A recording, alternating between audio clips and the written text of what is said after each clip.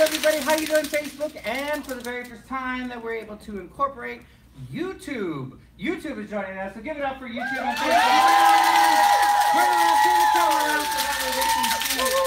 I love it, I love it. Listen, there's so much excitement going on and so much movement as we're preparing to watch here on the West Coast version of Lisa on the Dr.Phil show. I've been watching your tweets, I've been watching your posts, I've been watching what you guys, how you've been interacting on social media all morning long, and I want to acknowledge each and every one of you guys.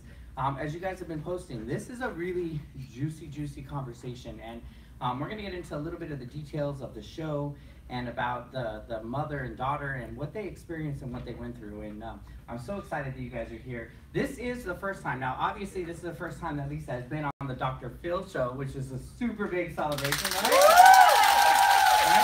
So we are in partnership with Dr. Phil, and we're so excited about bringing transformation globally on television like this. Like, there have been little pieces of transformation, but the world has not seen Lisa Nichols on TV like that yet, right? So we're super excited to partner with Dr. Phil and to bring transformation into a public mind, and really start a conversation to being a new you, breakthrough to a new you, breakthrough to a better you, and really taking the responsibility and changing your life. And that's what this whole challenge is about. That's what Lisa is doing on the show, and I'm so excited that you have stepped onto our virtual campus and joined us either here physically or online as well. So we got a studio audience that I want to welcome that are here. You're going to see them on their phones. They're going to be tweeting. They're on their Facebook. They're on their Instagram accounts. So everybody get out your phones. Show them your phones.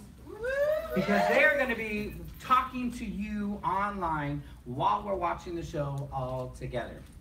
Now, there's a couple different hashtags that we're going to be using that we'll be tracking throughout the entire event. So let me get one of the signs here. This is the first one. This is the official hashtag right now. It's my time, the number 4, breakthrough. My time for breakthrough.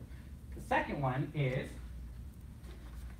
breakthrough, spelled B-R-K, through, T-H-R-U, the number 2, my best, breakthrough to my best. Now here's how we want to watch you guys. Some of you guys on the East Coast have been watching already. You've seen the show, so you know what's happening. What I want you to do right now is get a piece of paper out and a marker or a dark pen, and get a piece of paper and write down these hashtags.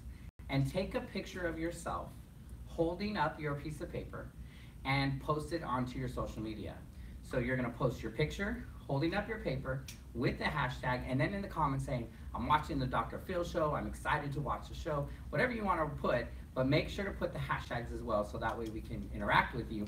Later on in the show, starting at 4 o'clock when we do the after party, I'm actually going to project all of the pictures here onto the screen. So we're taking television to a whole nother level. We're bringing social media and television, crashing them together to create social vision. I just made that up! I'm a social vision. Right? Hashtag social vision. Hashtag by Matt Gill. I'm just saying. So make sure and get out your piece of paper, get your hashtags, post your pictures right now. So that way, I really do like that one. I like that word. So we're going to be going through and talking with you throughout. Now, as we watch the actual episodes on television, I'm going to be talking with you. The audience is going to be talking. Because of broadcasting legalities and things, I actually can't show what's on the TV screen. So I'm going to give you like a 10-second quick peek every once in a while. But I can't really have it, we can't rebroadcast the episode. So you're going to see us kind of engaging here and then engaging the audience. And then during the commercial breaks is when we're going to open up the conversation to some of the topics that were discussed there on the show. So during that time, we're also going to be going out to social media to find out your comments and your remarks. And then at 4 o'clock, stick around at 4 o'clock Pacific Standard Time. Lisa's going to be coming on, and she is going to be we're going to talk more in depth about the show. We're going to be talking about kind of what was the behind the scenes of the production. What was it like when she actually went and did the information, the seek finding information for Dr. Phil? What was her opinions? What were some of the topics and the things that the family still has to deal with even after the show? So what's some of the aftercare from the show as well? And then what are some of the other issues that the family is dealing with? So I want to know from our audience here, if we can get our mic runner ready, so that way we can find out, where are you guys, some of you guys visiting from? So I want to acknowledge you guys and to say, tell us where you're at. Facebook Live right here. Look, Facebook Live, on Facebook Live, as we're watching the show. There you go. Social vision, baby. Social vision. So I want to hear from some of you guys. Raise your hand. Just let us know your name and kind of where you stopped in from. Anybody? Perfect. Evelyn.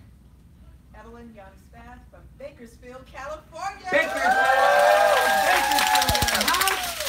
Perfect. There we go. Who else? Just to go. Keep going. We'll just go all the way around. I'm super excited. Jenny Dufresne right here from Oceanside, California.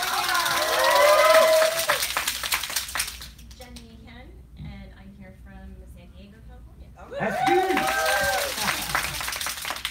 Jade Cox from Frolic.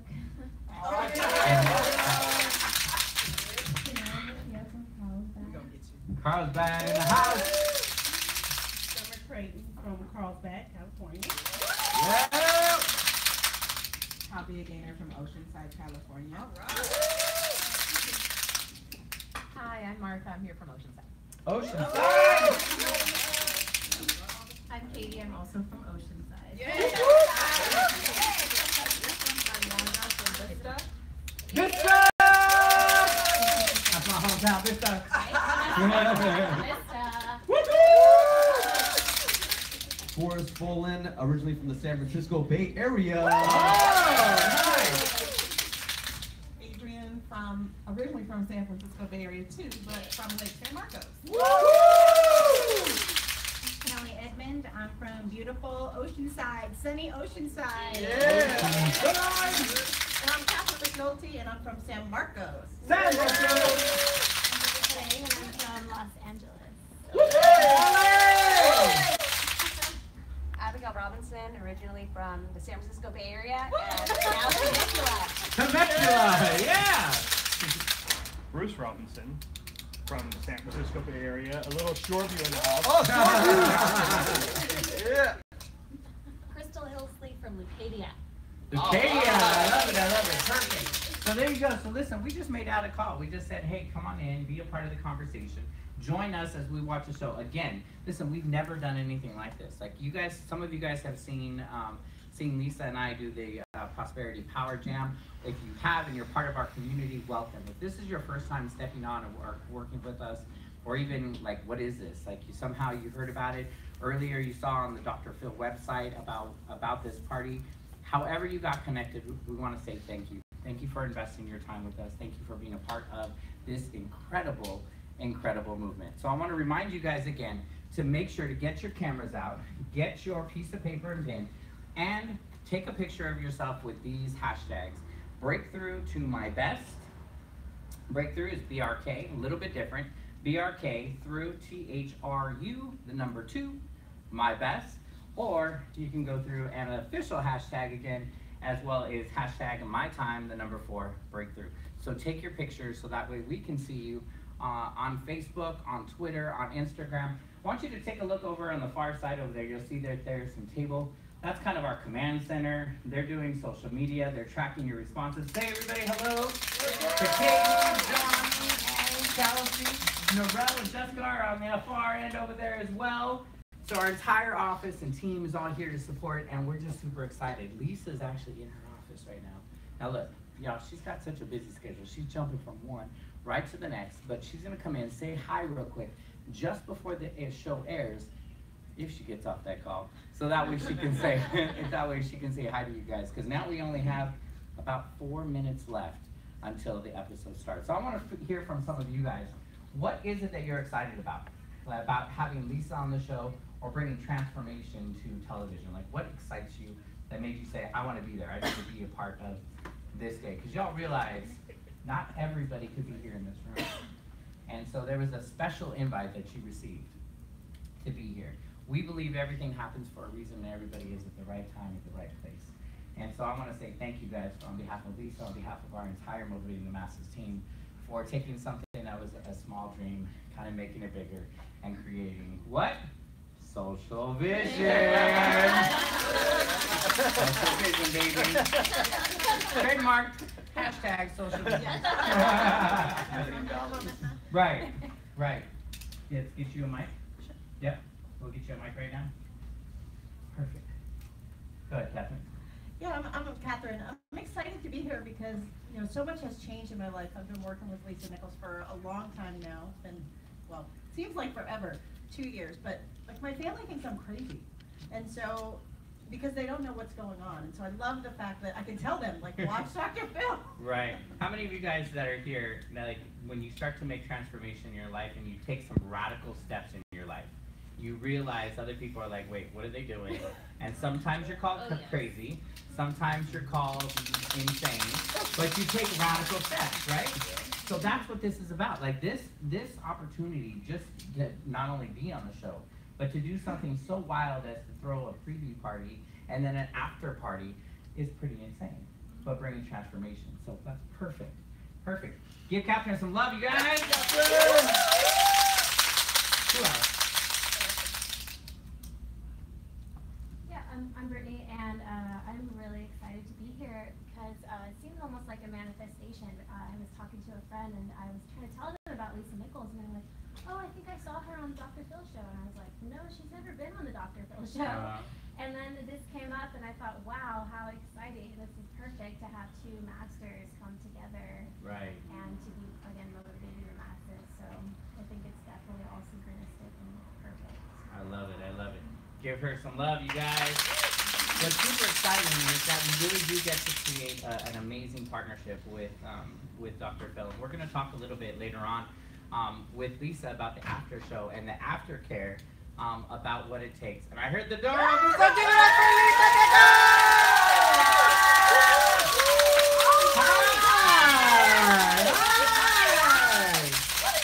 I was like teaching in there, and I was like, it is a party going on.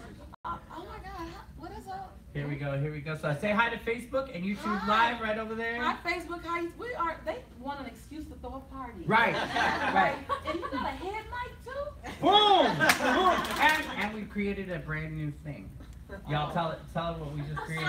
Social vision. So who? Social vision. Social vision. Instead of television. Social media, television, social vision.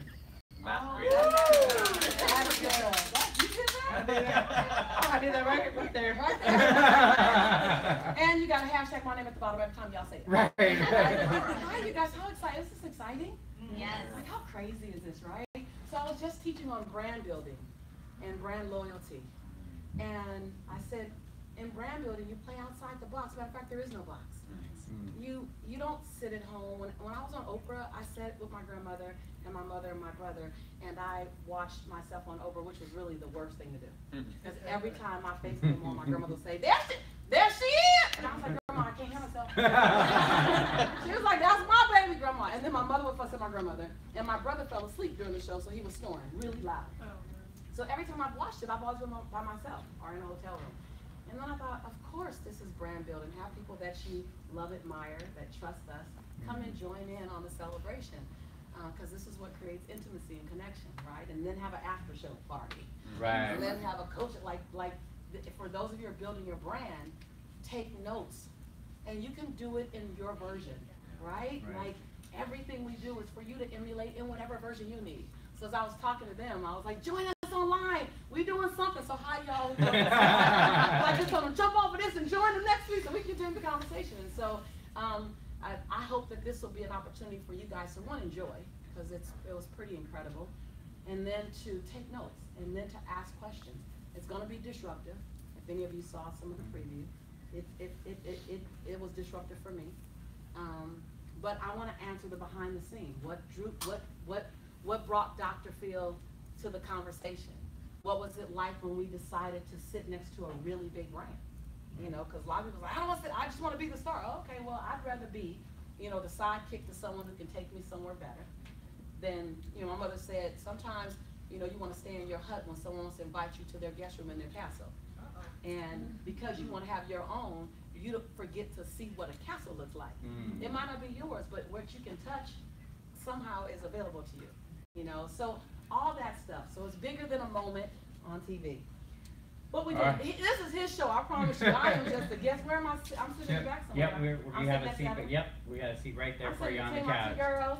So right now, for those of you guys that can watch on the West Coast, turn it on because it's going to get started. I'm going to turn this on. You're going to hear the audio. You're going to hear what's happening. And then we're going to be having a conversation as the show is airing. So make sure and tweet, Instagram, Facebook. Make sure to use the hashtags. I'll post them up in just a second. So let's listen in. Let's do it. Good show, everybody. Here we go. This is a safe place to talk about hard things. That's right. Clappers!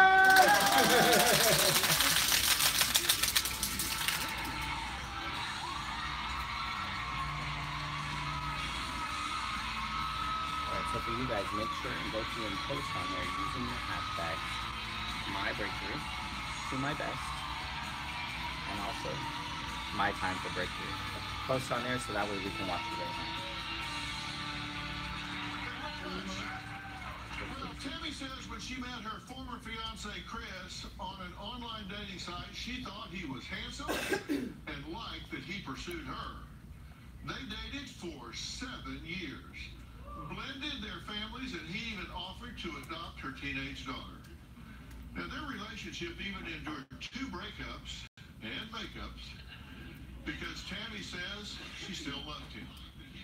Even after they ended things the final time, Tammy says she continued a friends with benefits relationship because she liked spending time with Chris. Tragically, that was a decision that would prove to be nearly fatal for Tammy. During a jealous rage, Chris brutally attacked her with a meat tenderizing hammer, broke her vertebrae, and choked her near to death. The story made headlines in New York. Take a look. Tammy Chalmers just wants to move on with her life.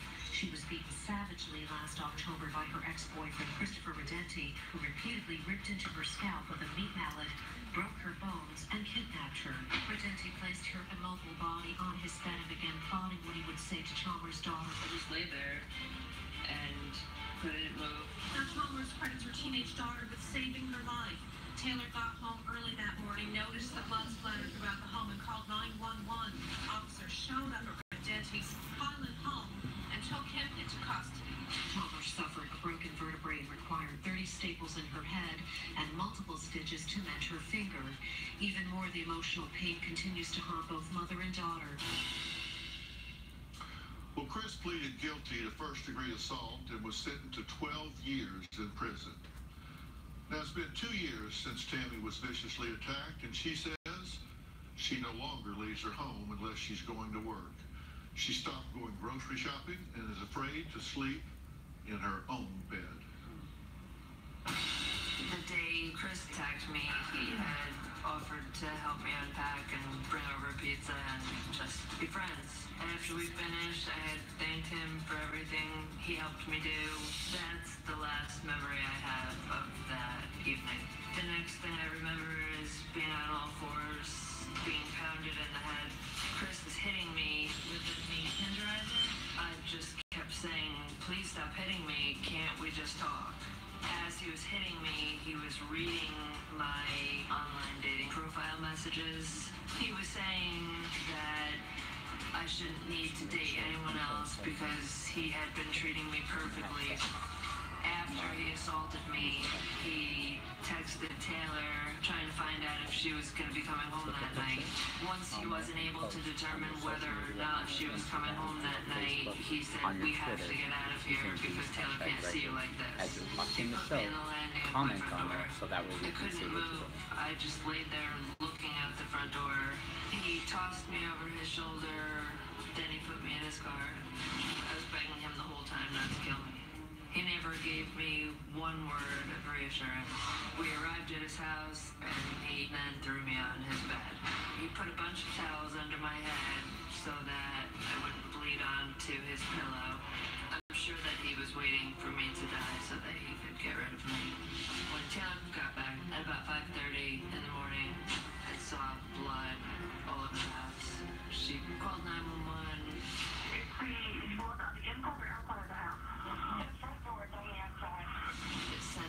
over to my phone. I think Chris knew that it was over. There was no getting out of it. When the police arrived, he was instructed to go out with his hands up, and he did so peacefully. When I got to the hospital, I had lost a lot of blood, but I did not need a transfusion. I was only in the hospital for 2 days. Chris took a plea deal, so there was only a sentencing hearing.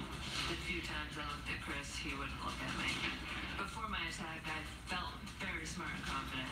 I used to love my life, but ever since the attack, I don't have any trust in myself. Well, Tammy, I am so glad you're here. You too. I intend for this to be a changing day in your life because you're not really living, are you? No. No, I'm not. Before this happened, you were a very different person. Oh, yeah. All right, now let's go back through this quickly. You met him on a dating site in '08, Yeah. and you dated for 7 years, off and on. You broke up a few times, got back together. How did he handle that? Well, he was stalking me. I heard only after this all happened that I think my daughter saw him behind the bushes when I was sitting outside talking to someone who wasn't even a boyfriend or a date or anyone, just a friend. It was a male. Yeah. But you get back together after 2 months. Now you break up the second time. How does he handle that? I mean, we always talked. We always remained friends, so we always talked about the kids and everything. And then we got together on New Year's Eve. And how long were you broken up? It was 11 months. Okay. So you only broke up 2 times? Yeah, other than little ones before we lived together. Okay. 2 major breakups? Yeah. Okay. And this happened at the end of the second breakup? A Okay. year later, yeah. Yeah. Okay. So you stayed broken up a long time this time, but you kept in contact. And during that time, he did show you behavior that bothered you. Because he was saying, I'm never going to stop loving you.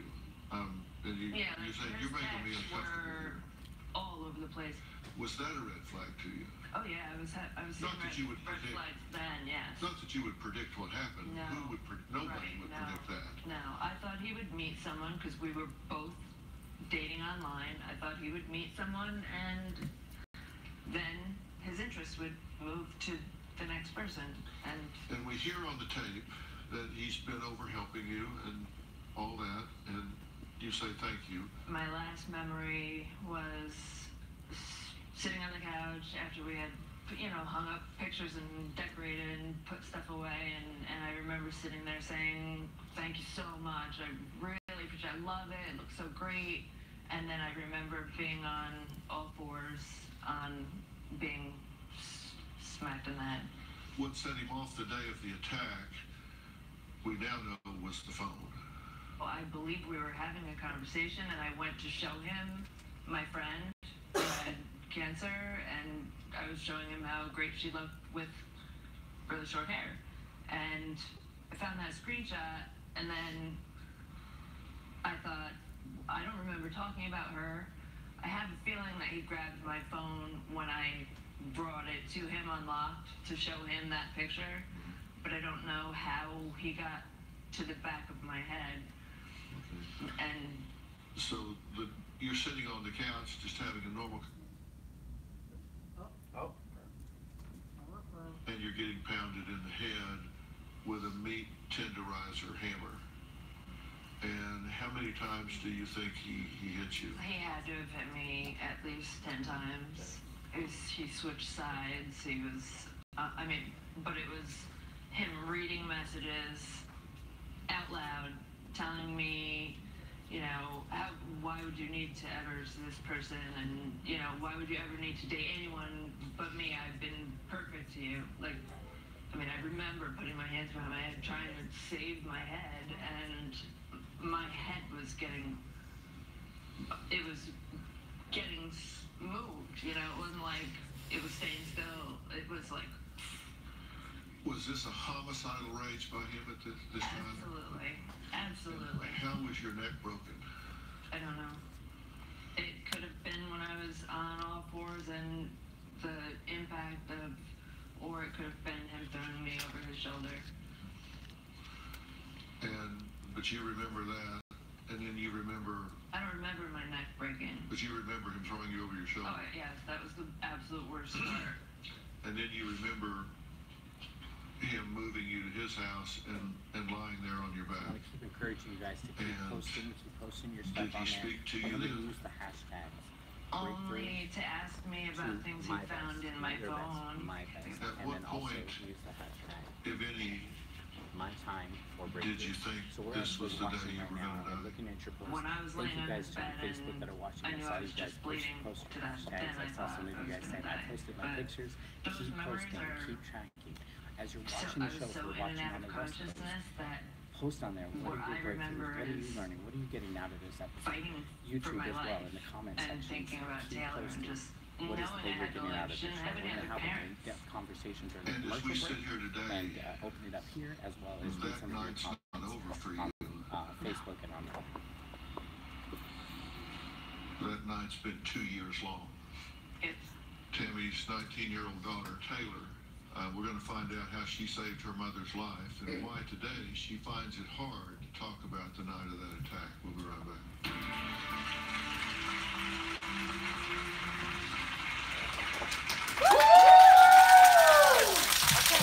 Y'all not breathing. So we told you it was kind of intense, right? So I want to go through. Smeared on the door. I walked in and blood was all over the walls, floor, stairs, and ceiling. I started to panic. And later, You know, time heals. How much time?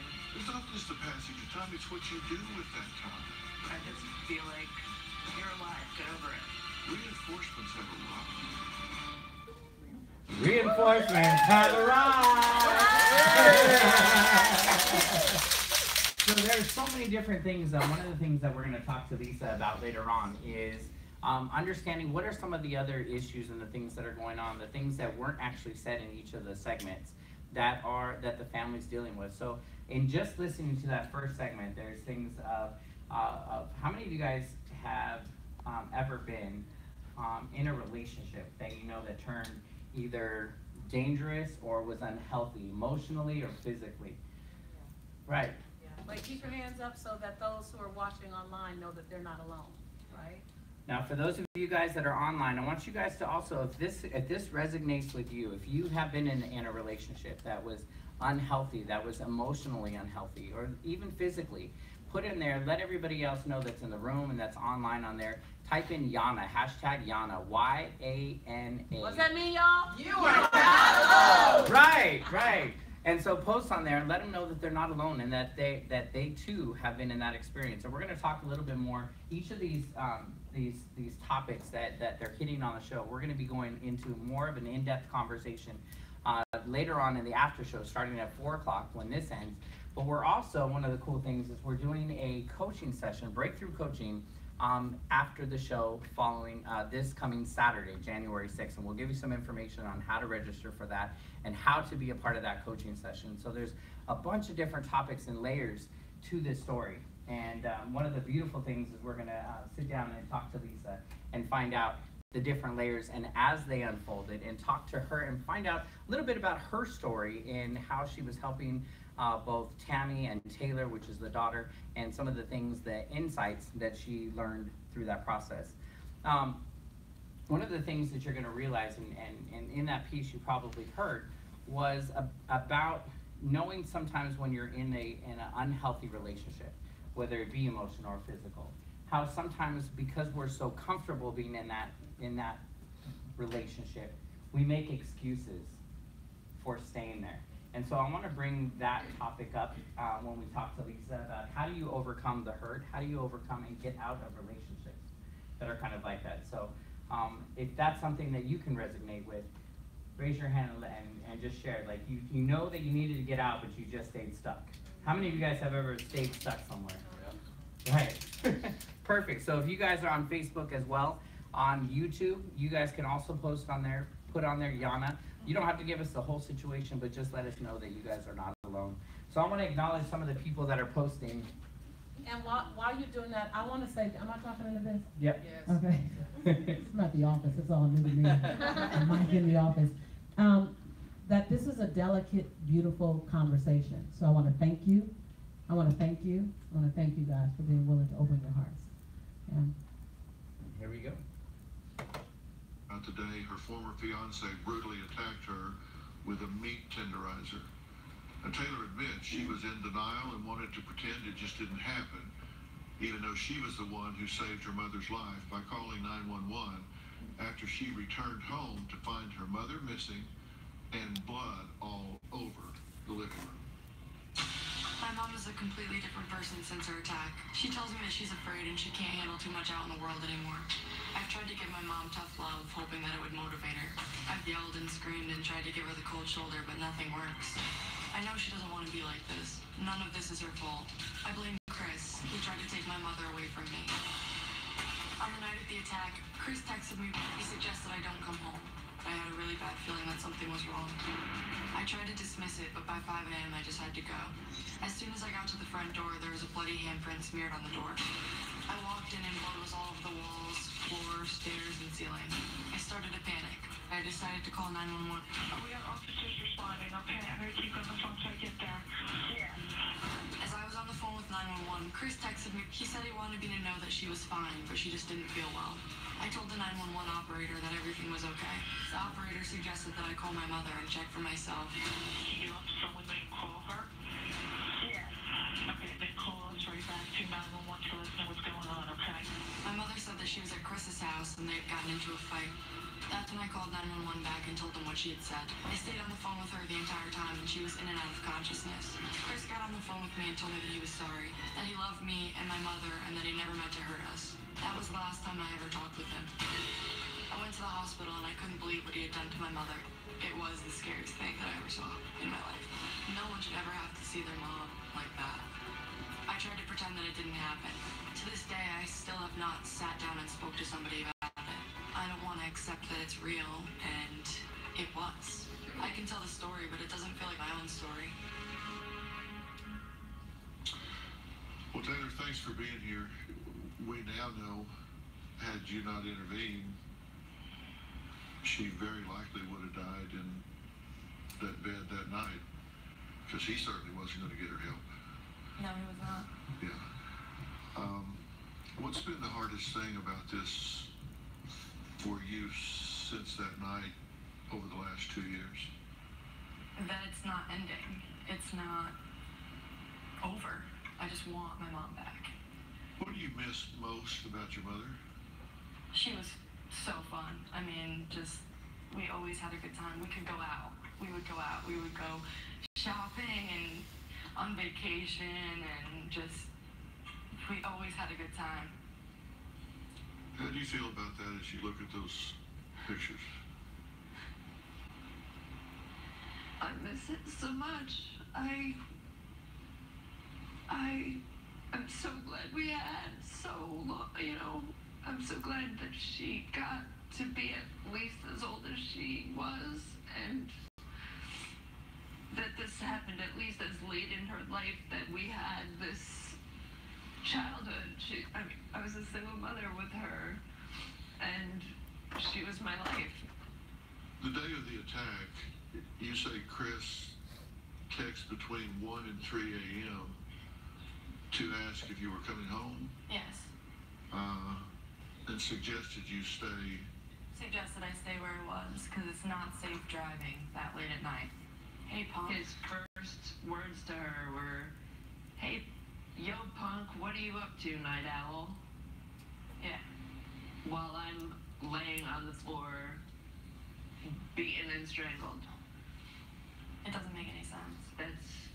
He was obviously trying to make her think that everything was fine, but What did you think? I thought I was with his oldest, or not his oldest son, but his son that's older than me. So when he texted me, we're all laughing like, oh my God, here we go, this guy, because it was his dad. It was my dad, I felt like, and I didn't think anything of it. I just thought he was like, what are you doing, punk? He had offered to adopt you, right? Yes, he did. But you said you had a really bad gut feeling at some point. When did that trigger in you? I think that triggered in me, I want to say that when he texted me, but I just couldn't place it. I didn't know if I felt sick or I just knew something was wrong. There are some things you're just not supposed to see. And your mother's blood splattered versus one of those things. I don't understand how he just tried to take my mom away. I don't know how to move past that. And later, you talked about those pictures like the mother in them had died. Like, it's over. Hell, she's gone.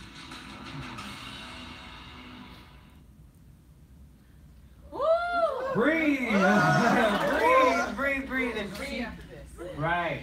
So you guys that are joining online, I want to say thank you guys, because I see your comments and your posts that are coming in, some juicy stuff, and some incredible feedback. Thank you guys some of you guys may be watching on there as well, but there's a lot of Yanas of some of the conversation that we've already started in here. For those of you guys that are asking about why we can't show the TV screen, for legal reasons, we can't rebroadcast and point it in there, but we can do it this way. And like I said, we're kind of pushing the envelope and trying something new and creating, what are we calling it? Social vision. Without going to jail, right? We can't show you the TV because I don't look good in black and white stripes for the jailhouse. And so please stay connected with us via this way. Right, so I just want to acknowledge some of the people that are with us.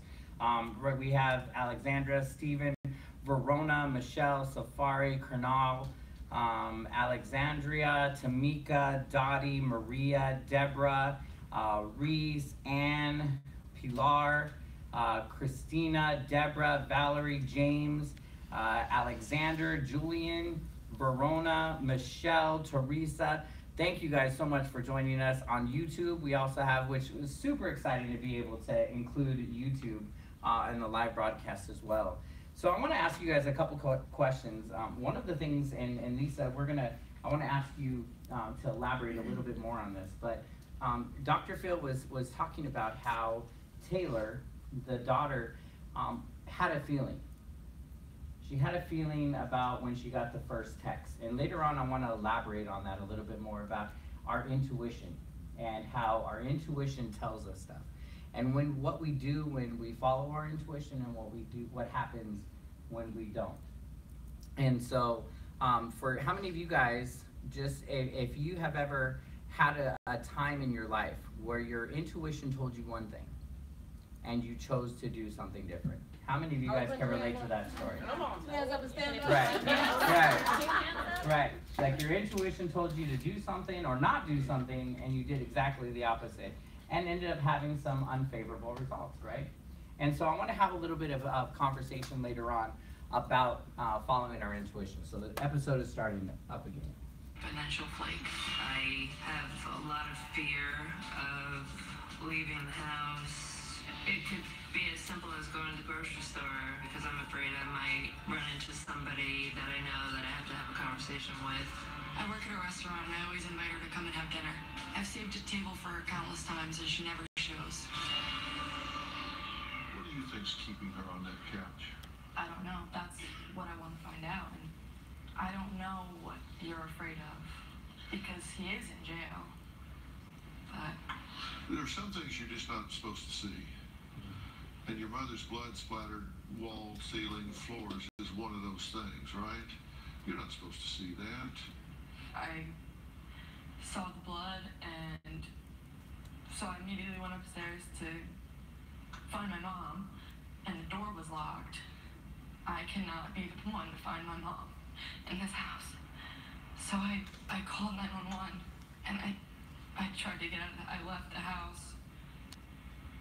But I couldn't. I didn't want to get behind that door. I didn't want to know if she was behind it. Your life changed in that moment.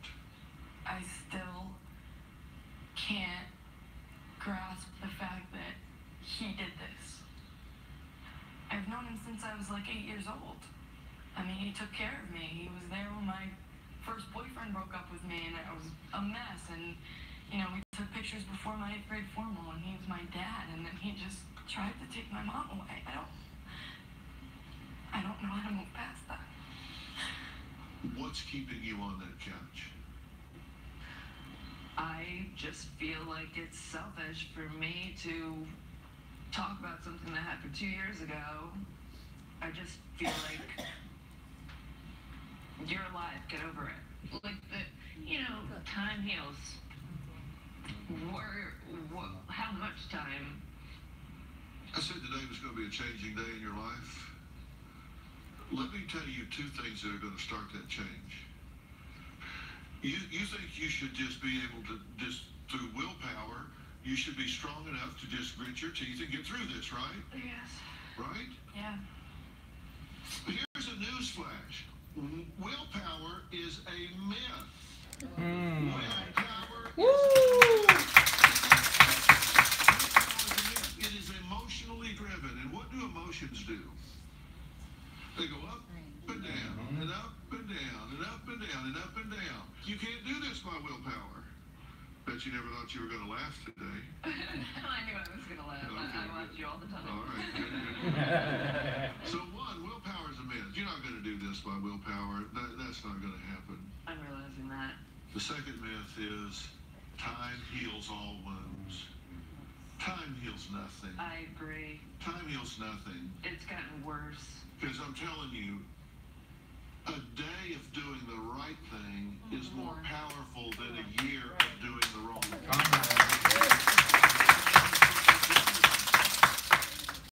Reinforcements have arrived. Okay? All right, coming up, Taylor says she has taken on the mother role. Find out why if we come back.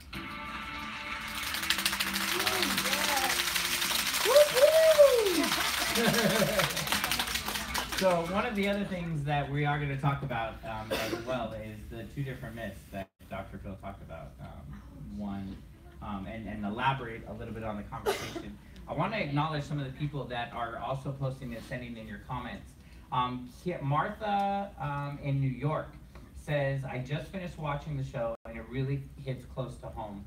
I must admit, after going through all of those abusive 10 years, it left me dealing with so much. I've been living with so much trauma. It's 6 years later since I got out. I am not only ready to live, I'm ready to thrive. Give it up for Martha right there. She said, Lisa, thank you. I am worth the investment. Hashtag my time for breakthrough. And hashtag Dr.Phil. So, Martha, yes. Then we also have Dana. Dana says, who is loving seeing my sister in prosperity and breakthrough, Lisa Nichols, on Dr. Phil right now? I am. She says, I can't wait for the after party.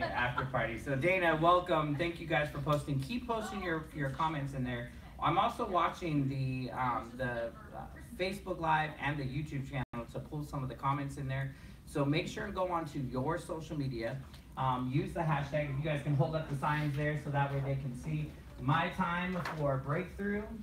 And then our second one is breakthrough to my best. That's breakthrough, spelled BRKTHRU, the number 2, my best.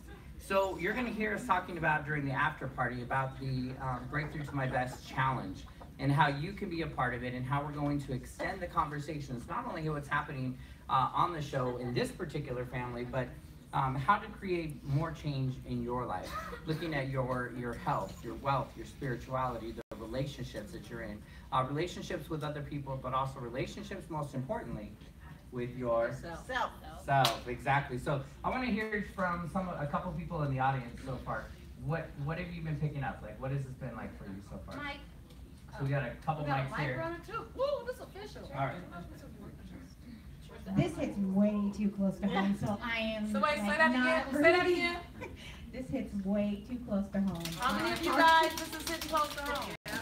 My heart is pounding out of my chest and I'm having a really hard time breathing. It's been a long time since my incident, and I can tell you she's going to have a long road to recovery, but with people behind her and with you motivating her, she will definitely do it.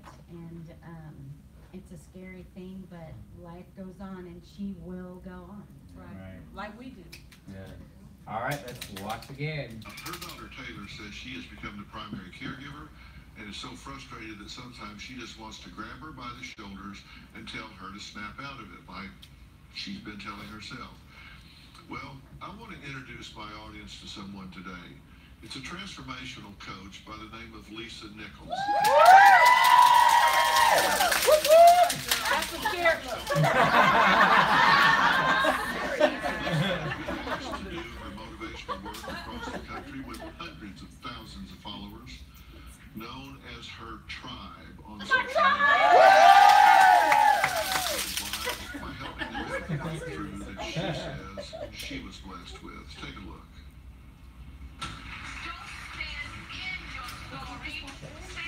On your story. I'm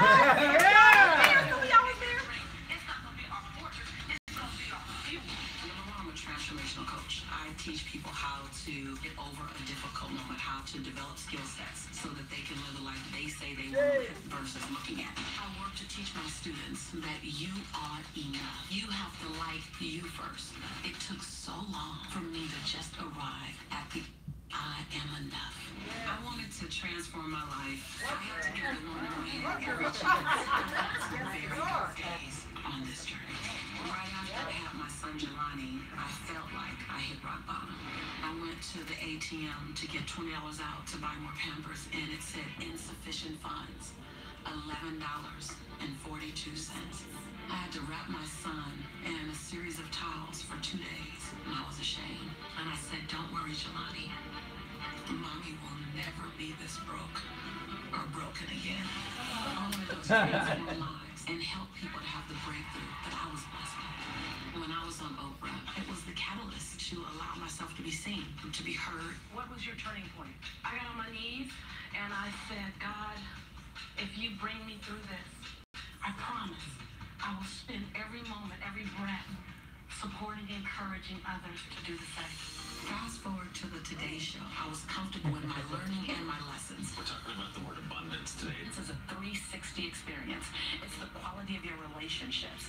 It's the quality of your health. It's your spiritual awareness. And it's finance. I'm completely blown away that I've been asked to do my work around the country. I want to spend every breath in my body opening the door for as many people as possible. I didn't come here to entertain you, though I can be quite entertaining. I'm here for your breakthrough. Yes, yes. Lisa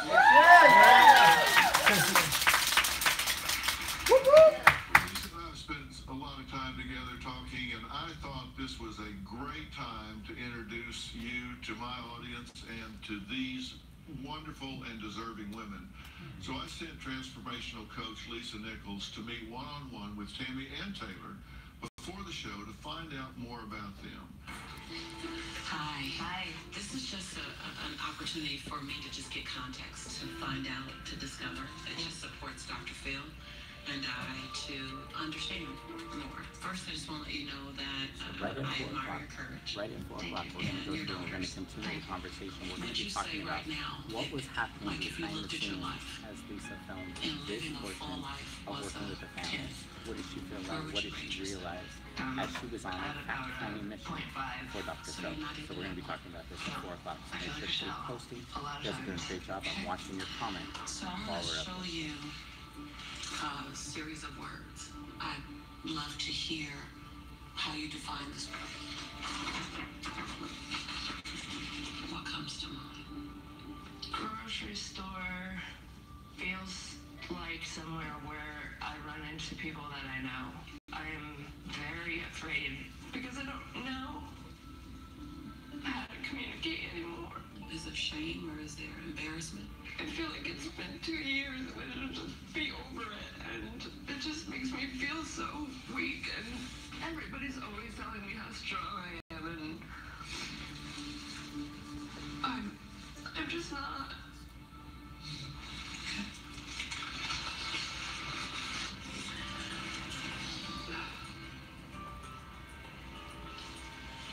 Why do you start crying as soon as you see the word bed? What did it trigger for you? I really have not slept in my bed since this happened. What's your fear around laying in bed? to lay in bed and have to think. What are you afraid of when it comes to thinking? Missing people, feeling guilty. All of that family and my daughter and Chris. But not really Chris, not the real Chris. I just miss the friendship that I thought we were gonna have. Thank you for being so forthright and honest. I know that this isn't an easy conversation. I've learned so much about you today. Now I'm gonna meet Taylor. Hi, Taylor. How are you? Hi, good, how are you? Good. My request is one that you know this is a safe space. If it comes up, let it come out. I'm sorry that you had this experience. I'm sorry that you were robbed from part of your youth. And you pulled away from your mom a bit. Why? I feel guilty for what happened. Just when I see her, sometimes it just hurts. Because I remember what she looked like that night. What are you afraid of? I'm afraid that I just don't know how to get past this. It just hurts all the time. Like it happened yesterday, but it's been 2 years. It doesn't feel like 2 years. Well, Taylor, there's a long road ahead of us. I'm looking forward to what can happen now. Thank you. Dr. Phil has a lot of work ahead of him. And when we think of a new year and a new you, it's a perfect time to do it. Perfect time for them to be committed to it. Lisa, let me talk to you for a few minutes here. This is not all foreign to you. No. You've been through some of these things, fortunately not all of them, but you've been through some of these things yourself. As you've listened to me talk to them here today and listened to them when you sat with them before, what jumps out at you the most as needing to go on a to-do list? Number one is give yourself permission that it wasn't your fault. When I said, how do you feel about those pictures? You talked about those pictures like the mother in them had died. Yes. Like, it's over. Hell, she's gone. There is no more. And what Lisa's telling you is you got to give yourself permission to get back in. Do you feel guilty about having all this attention? No. Why do you not feel guilty about all this attention? Because it's you. I just know I need you. Tomorrow, when an all-new Dr.Phil.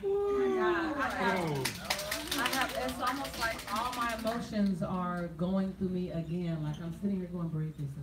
Breathe, Lisa. It's crazy to watch. Go ahead. So I want to read some of the comments that people are posting here as they're watching and as they're listening. Your microphone. Oh, hey, power might be. Is that better? There you go. Can you all hear me now? Can you hear me now? All right. So April says, those of us that are wanting to help others to walk alongside those that are hurting, we need to connect and make a difference. Who's in? Like what I love is that the community that are watching on Facebook are already tapping into each other and supporting each other. Suzette says, breakthrough to my best. What makes me so sad is how she is now her own victimizer, making herself one that's at fault. And it just moved on.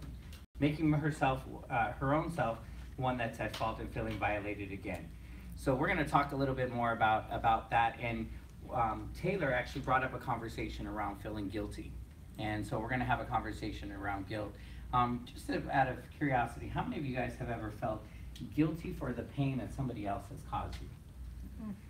Yes. Like somebody else did something, they said something to you, but you carried the guilt, you carried the shame. One hand up, two hand up. Hold on so live stream can see your hands because they can relate. Live stream, raise your hand. I mean, online, raise your hand as well. I'm like, I'm speaking right. Right. And all the hearts are coming up in there and they agree and they're starting to tag hashtag Yana. So if you can relate to any of that or even what to Taylor or Tammy's story in there, also use the hashtag YANA, which stands for You Are Not Alone. And if there's something that Lisa says later on as we go into the after party or that you're learning here. So Dr. Phil is dropping some nuggets as well, right? Yeah. Like we're going to talk about the different myths. We're going to be talking about some of the other things that is coming up in the next segment. of how to move forward and how to heal and how to push past. And so we're going to be talking about that. And so if you have what we call a BOL, which stands for Breakthrough Out Loud. A breakthrough out loud, then you're going to also want to use the hashtag BOL. So those are some of the other hashtags just in the conversation. If I can add this, again, we're having a delicate conversation, which for some of you, you may have been like me, where I didn't talk about my abuse. It was not a public conversation. And all of a sudden, right, hands up, the abuse was not a public conversation. How many of you guys kept it secret? Your dirty little secret, right? And that adds to the blame too. And so let's just get that we're shining a light on something.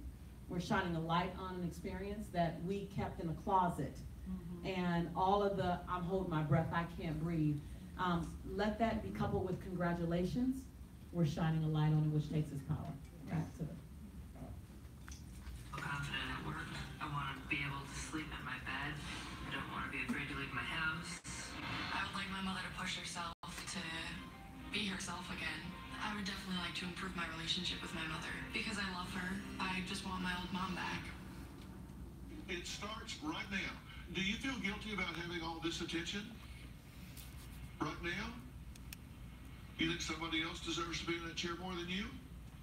No, Why do you not feel guilty about all this attention? because it's you. I watch you every episode, I just know I need you. I just know I need to talk to you. That's what you're doing on that couch. You're watching Dr.Phil show. Oh no, you're permitted an hour a day on the couch. Yeah, that's the problem. I'm on other channels too. But you understand, you've got to give yourself permission to get off. What do you think about this guilt she's talking about? There's nothing to feel guilty of. You were a victim. And if you want, I want her mom to live. I want her mom to live. I want her to have her mom at 25. I want her mom to see her fall in love again. I want her mom to see her get married. I want you to have a life. We got a long way to go. We got a long way to go to get there. But if you can see it, if you can see it, like, you need to see her mom alive. Because you buried her today in your statement. You buried her. You don't miss Chris. You both said that you do. You don't miss Chris. You miss the man you wish he was. Somebody that beats you in the head with a meat hammer, BOL. breaks your neck, and then sits next to you while you bleed out and asks you questions about somebody you're dating when he figures you're going to be dead within the hour, and he's asking you questions. You do not miss him. You miss who you wish he was. And that man is not who's locked up in prison. So do not mourn the passage of that man. Mourn the passage of the man you wish you had in your life. You just didn't. Taylor says she has yelled, screamed, and tried to give her mother tough love to motivate her, but nothing works, and she wants to know why. I'm going to tell her why. All the yelling in the world is like asking her mother to get taller. And just want somebody taller.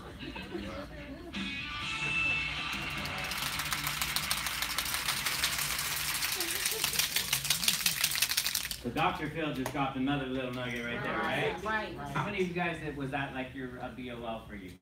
BOL, like you think you missed somebody, like, oh, I missed the image I made you. Right. Right. And the story that we have of that person.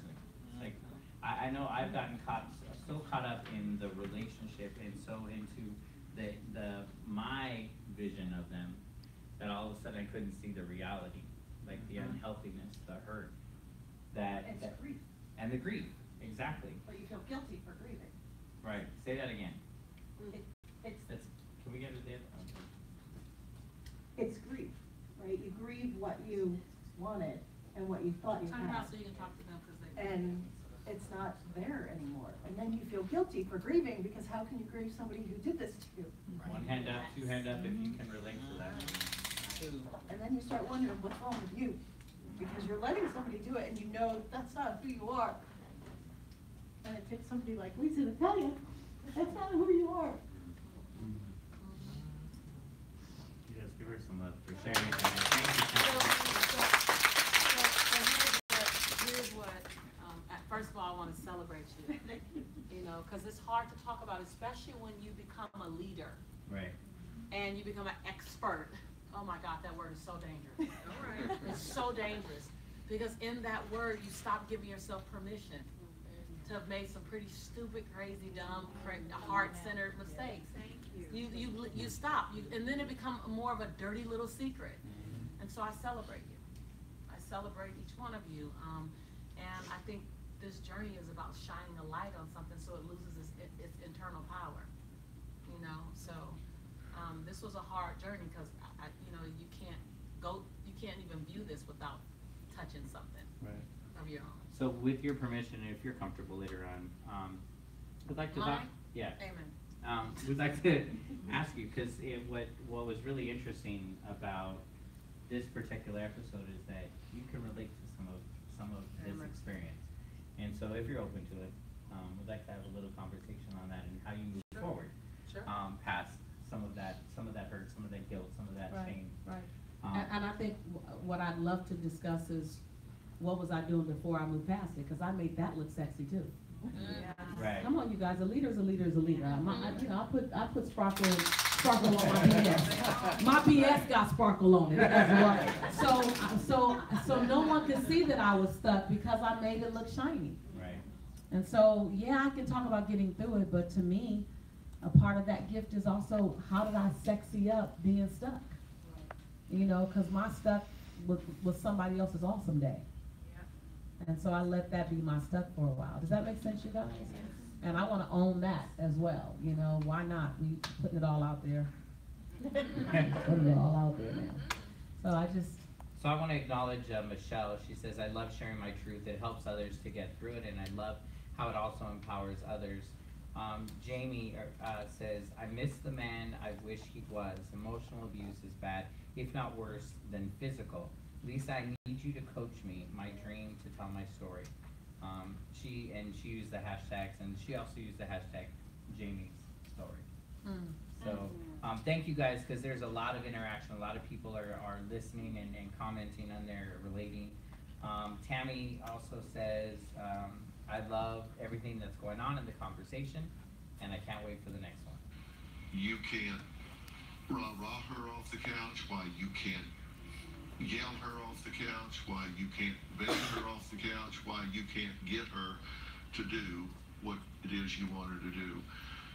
Now, I often say this, and I know I repeat myself, but I always do want to point out that I'm not diagnosing you as I sit here.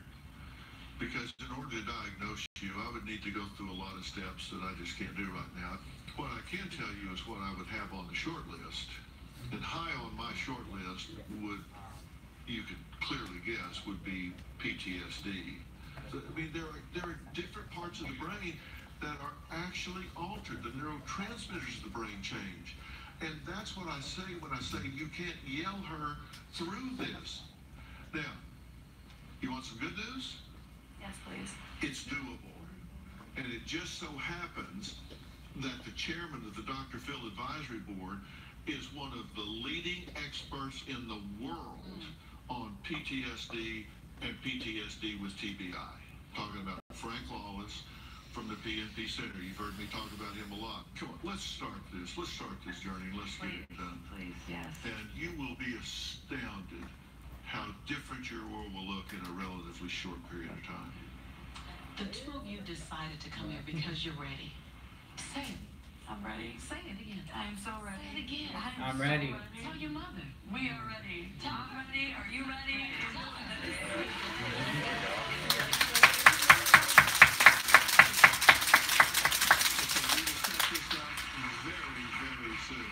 Very soon. And is it okay if I check in with them? It is. Is it, may I? It is more than okay. And loving you along the way, encouraging you as your sister. All right, we got a plan? Absolutely. We got a deal? Yes. Okay. All right.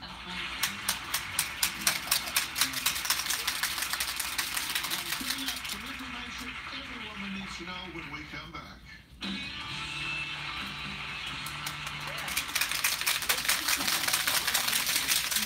All right, so for those of you guys that are still on the Facebook Live, I want to acknowledge you guys again. Keep posting your pictures. We're going to start collecting those in there. Use the hashtag #MyTime4Breakthrough. So take a picture with you, get a piece of paper out, a marker, take a picture of you holding up your sign, and then the other hashtag is #Breakthrough2MyBest. Breakthrough, the number 2, my best. Woo. And look, Narelle's got hers. She even made her own. So hold it up, take your picture in there. I want to acknowledge Suzette, who is really engaging. There's Forrest posting his there. Anika says, this show is so good. She says, good work, Lisa. Dr. Phil is amazing too. A lot of people... I'm paying total attention. I'm not on my phone. I'm forwarding pictures so that we can show the pictures that I took behind the scenes on the big screen.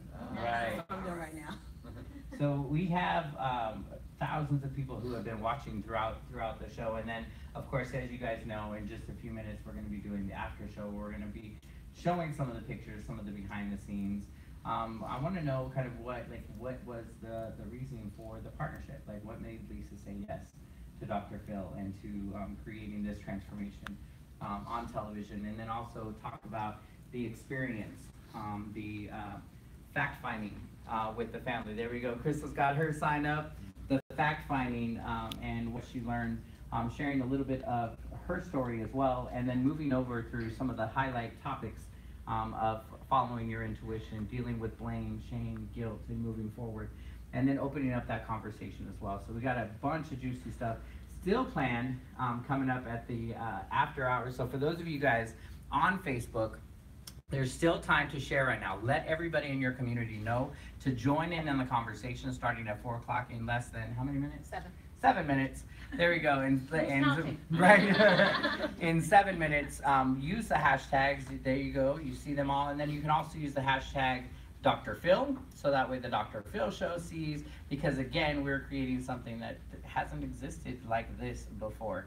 And I love that we're pushing the boundaries and interrupting. Can I just speak to that? So please use hashtag Dr. Phil, because I don't think any of us looking at this particular online Facebook Live or Instagram or YouTube, anyone in this room, I don't think any of us have ever had a time when we thought true transformation is going to come to television.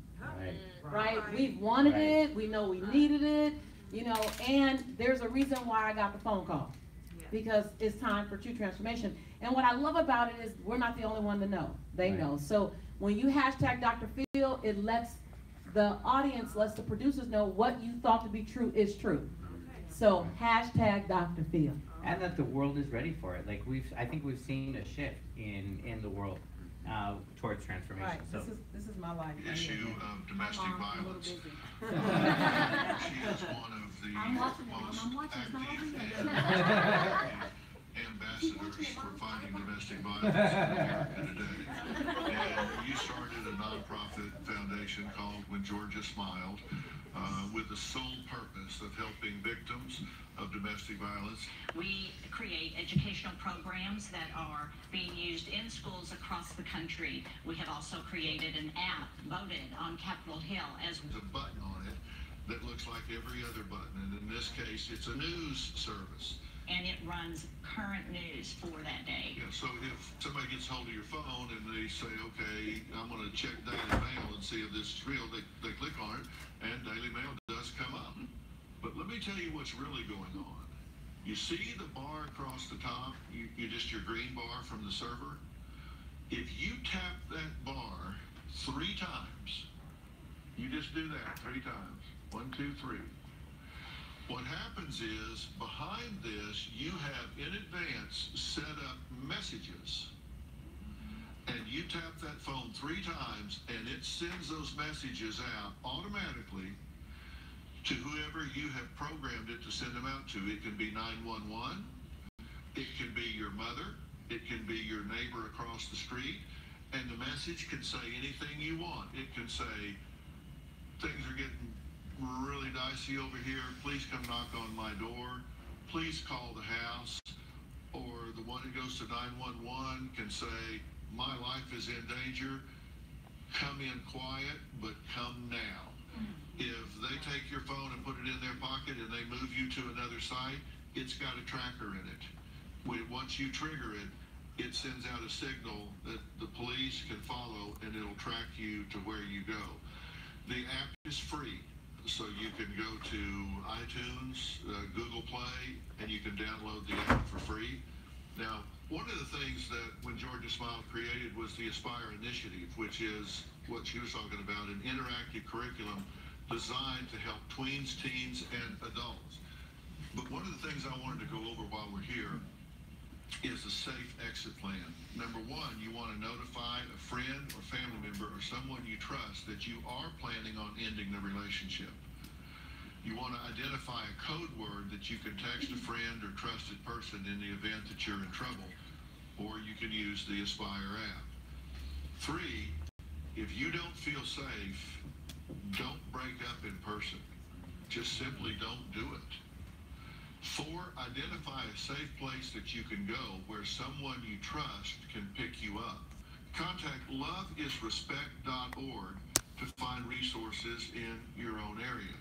Now, when you go into the program, there will be more details in there about things you want to do, like copying key documents for children for custody purposes, getting a separate set of keys made. All of these things are in there that will help you just have a template so you know what to do to get away safely. Now, let me do a shameless plea for donations for When Georgia Smiled. Every penny of every donation that goes to When Georgia Smiled goes to an end user.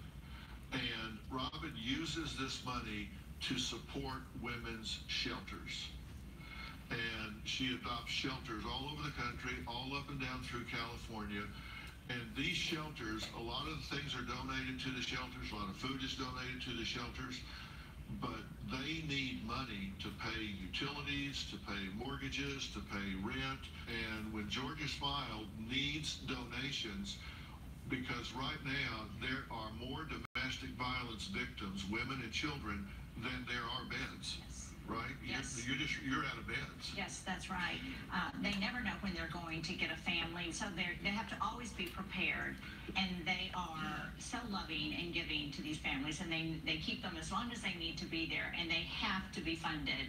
And it's just so important to donate to foundations such as When Georgia Smiled, because we're the ones that give the money to these shelters so they can take care of these victims. Yeah. And there is no overhead. It all goes to the victims and to the shelters.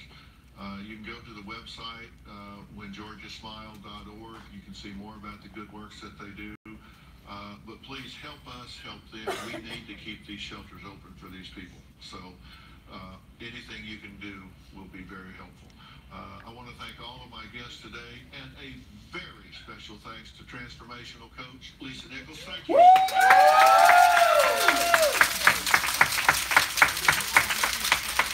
The Google Play Store or iTunes App Store, and you can download the Aspire app. We'll see you next time. Y'all ready? Now, ladies and gentlemen, without further ado, give it up for Lisa Nichols! Okay, so super excited. Before we start, I want to invite you guys, everyone, online, offline, first breathe. Right. Right. Then if you need to do a quick liquid exchange, do a very quick liquid exchange. We're going to keep going. We're going to keep moving. But I just kind of want to jump in. I had so many emotions going on while I was looking at it even. Leading up to it, it was a lot. And I've done national television for a long time, so it wasn't about being on national TV. It was the topic. And it's coincidental that the topic comes out, and we sent them a lot of topics. We didn't know the topics we were sending. We just did an announcement of people who are in relationships that are challenging or you need to move forward, and this is what came up. And I don't know if you saw, but a month ago, Goldcast published a video of me that was a larger conversation. They edited it down to maybe 24 minutes of a larger conversation of me really for the first time talking about my abuse. And particularly being diagnosed with post-traumatic stress disorder and being diagnosed as clinically depressed. And so, and then this video, in typical spirit of what happens at Motivating the Masses, unbeknownst to me, I don't even know the video is out, right? Kent, the video in 3 days, I get a call, or Doug or Ken or someone told me that the Goldcast video about me having post-traumatic stress disorder and being abused, it hits how many? I think it's up over 40 million now. Right. It hits 40 million, and has it been out 90 days? Around that time. Right. Yeah. 90 days, 40 million. So I'm like, what a way to just air your dirty laundry. How about that? And I'm in Jamaica in Montego Bay, and I walk through the airport, and 5 different people run up to me, crying, screaming, kind of attacking. And I was like, what is going on in the world? You know, because I don't watch YouTube as much. I don't watch TV too much. And it was that video. Then after that, I get this partnership opportunity, which we'll talk about. And the first topic is that. You know, so I was just getting comfortable with, oh, okay, those 40 million people on YouTube. And it was like, okay, now let's talk about the Dr. Phil show. So in order to prep for the show, I had to do several things. One was I had to talk about my abuse again, prepared for it to maybe come up on his show. So I've been watching it going, is it gonna come up, is it gonna come up? And it didn't come up. But I had to release the need to hide, right? And that was huge. I had to release the need to hide. So there's a lot going on. I wanna encourage those of you guys that can relate to hiding behind your story. Like, right. How many of you guys have ever had a story that there was the shame or the guilt that you hid from, that you didn't share to anybody else? On the outside, everything looked really great, but on the inside, you were hurting, you were masking it really well. 1 hand up, 2 hand up, if you can relate. For those of you guys that are online, if you can relate, use the hashtag Yana and let Lisa know as well. And I want to know a little bit more on the conversation of why Dr. Phil and what made you say yes.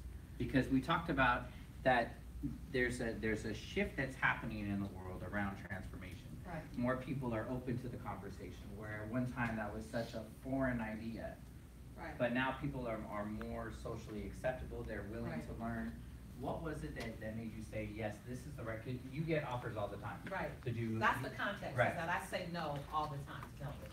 There's all kinds of different offers that come in, people that want to partner with you, but Dr. Phil, you said, well, let's have the conversation with Right. where it goes. What was it about that? So I not only get opportunities to partner with someone for a moment, I get opportunities to do a show. We just had a lot of conversations. You think of the network, and we probably talk to them. And there's not a big, I don't have to, by the grace of God, I don't have to do a big sell on who I am. You know, there's enough evidence out there. And so we're very strategic. I was very strategic in my yes. And my yes with Dr. Phil was because I want to be a part of a moving river toward healing people. Yes. I want to be. I don't want to be. Hashtag moving river. Right. I don't want to be in a stagnant lake. That's Right. right. I want to be in a moving river with the intention. Are our styles very different? Heck yeah! Like we're about as left and right as you can get, but that's the beauty. We get to touch everybody in the middle. Yeah. And so, I rising above my brand ego, rising above my fear of having to be transparent out loud, rising above all those things and go, how do I touch and heal the most people possible? It was an easy yes, and it was an unplanned yes. It was an unplanned yes. You know, when I met with him, he was so authentic. And then let's be very clear. He's a white man, and I'm a black woman. In this culture and time, where we want to find 1,000 excuses to be divisive. Right. Like 1,000. When you have these two people, polar opposites, woman, man, white, black, all this stuff, you know, He's a psychologist, doctor. I graduated from Asphalt University, School Hard Knocks, PhD. No. Just very different approaches, very different paths to where we are, that we would stand shoulder to shoulder to produce healing for people. Like, what bold scream is that slap in the face to everything that everybody's saying about we've gone backwards? And in some cases it might look like that, but in some cases it's very different. You know, and for me to get the phone call and didn't have to beat down a door. Yeah. Do you know what I mean? And so for me, Matt, you know, ego will tell you, and I didn't hear it at all, but ego will tell people, you know, no, you don't need to sit in someone else's space, because especially when you're in this industry, you know, you create your own. Well, you know what? I'd rather sit at your table and serve at your table than sit at my TV stand. Right. You know, I'd rather, because it's not about me, and I'm okay with it being about me on those days. But it has to me, your vision has to be bigger than you. It has to be so big. You do the thing you didn't think you would do. You do that thing that you're a little afraid to do, or a lot afraid to do. You do that thing you never thought you could do, and you do that thing that you've always wanted to do, even with knees knocking and teeth chattering. And so this is a season for me where I'm more committed to the calling on my life than I am to the convenience every day. You say that one more Good. time. Yeah. You know, and I say that in that right now my biggest commodity is time. I just don't have enough of it every day, right? That's the story that I could tell. And being partnered with Dr. Phil required time. And on the dime, and my whole staff know, like, and now, and tomorrow, and totally opposite of how we operate here. My calendar is planned out through June of next year, so it required me to matrix flexible for the highest good and the greater good, you know, and to remove my ego to go, if someone called Narelle to get me to come somewhere, if it's within 90 days, we already know I ain't going. I mean, it's 90 days, you know, and in this partnership, the way TV works is it's about 90 minutes. Yeah. And fluid flexible matrix, because I'm more committed to the highest good. Does that make sense, you guys?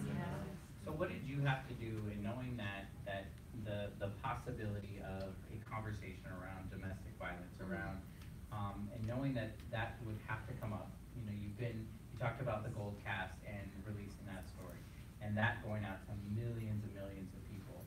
But knowing that you were going to go and have to step back into that mindset for a while to be able to support Tammy and Taylor and what they've gone through, what did you have to do to prepare yourself for that? And the reason why I ask is because on social media it is sparking up past stories for people. And so in being in that set of reliving that story, what did you do? So first of all, I have been praying for each one of you. I've been praying for each one of you that would watch the show because I asked you to, because I was on it. I've been praying for you, knowing what it will call up, and know how it could agitate you and cause you to not be able to breathe. But the place that I go whenever, and I don't think people understand that there's never ever a day I wake up and go, I am so excited to talk about being abused. I am so excited to talk about Jelani and $11.42. There's never a day, ever. Oh, you told that story 1,000 times, should get easier. No, because I lived it one really hard time. Right. So telling it a lot of times don't make it easy. That's another myth. Myth number 3. He did 1 and 2. You tell a story enough, it gets easier. No, that doesn't mean you just become more at peace with needing to share for someone else's growth. And so that's where I live, to go showing the behind the scenes. And I'm sitting in the backyard actually, I'm just literally shaking, nauseous. Just everything is shaking, everything. And we'll show you some pictures in a moment. And all I kept saying is, you were abused at 30. She didn't know what to do. But you at 51, you got skill sets to go talk about it, and everything you've learned from then to now you use. And so giving myself permission to go in by understanding and reminding myself I have skill sets to come out. And I think when we keep doing that, we give ourselves permission to be more transparent. So I do that, by the way, every time I become very vulnerable to you guys. Right. I remind myself right before I do it, you got the skill set to come out. Now, to be 1,000% transparent with you, if I think or someone asks me about a topic and I tap into it in my life and I'm not quite sure how to get out of it, I don't go in. I don't go in. And there are things in my life that are still too raw. I go, no, I'm not ready. My job is just to know I'm not ready. And a lot of things, because I live in the work, I can go, let's take it. Let's take it on. Let's take it on. So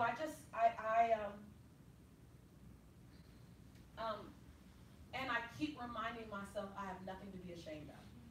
I have nothing to be ashamed, because shame will cause me to protect it. Shame will cause me to try to sexy it up. Shame will cause me, anybody? Yeah. Shame will cause me to put makeup on mess. Like, let me put some lipstick on this mess, right? And sometimes I think the world needs a bare face. Yeah. So if you guys can relate to that on the online platforms, make sure and also post on there. Hashtag BOL, hashtag Yana. I want to sit down here so we can talk about, get into some of the pictures and yes. the day of the field field shooting that took place. As we went to Northridge and actually met Tammy and Taylor for the very first time. So you got a pretty extensive background. Feel comfortable to come closer. And we can even bring the table, Johnny, if you could support. Yeah, that way she doesn't. Because I want all of you guys to feel, we got the love in the room. I want you guys to feel close, because, you know, this is the first time, as I see it. I don't know when they've taken a television conversation and then had a post experience like this. Right. And I know I'm just cracking you guys open more and more and more. So behind the scenes was really interesting. We're gonna show some pictures. I guess you gotta move that up. I'm gonna show some pictures. Are they showing the TV? Yeah.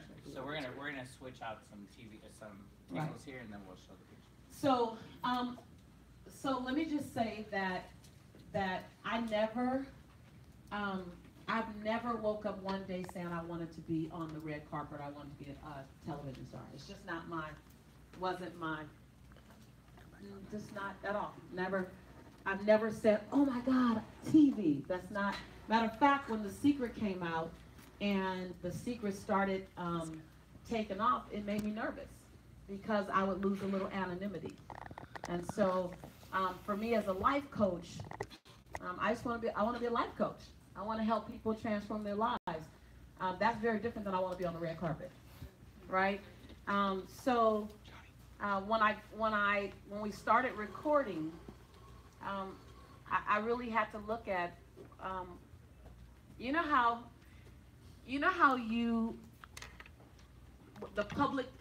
the public question to be nervous about is, oh my God, what if it doesn't work? But the private question that you also worry about is, oh my God, what if it works? Right? Anybody else? Right? So that's where I was. Like, I've been blessed, and that many of the things that I've touched have turned into a beautiful form of gold, platinum, silver, something. And I realized that I have to be mindful of what I touch. Like, are you ready for what you touch? Will you go after it with the possibility you might get it? Does that make sense, you guys? And so when this came up, I was like, well, what if it works? What if they like me? Like, it's easy if they don't like me. Like, I'm just gonna go back to doing what I'm doing. But what if they like me, right? And I know this world. I know this world. I know this world. So I teach you guys all the time about being willing to step into the unknown. I know this world. A part of where I was really nervous is I don't know that world. So now, I went from master to peon again. Because I was in that green room. You're going to see some pictures of me in the green room like this. Y'all saw when he put the camera on me in the audience. Y'all know Lisa Nichols at my worship. I was like, hey! I was like, and Susie will tell you, Susie said that was because it was over. I was talking it was over. Wait, hold on. We gotta allow live stream to see as well. So can we move my chair right here? That way, if I shoot to a picture, they can just look over me and live stream can see it right as you got situated, Tracy. Thank you so much. Live Right, live. It's all live. And so,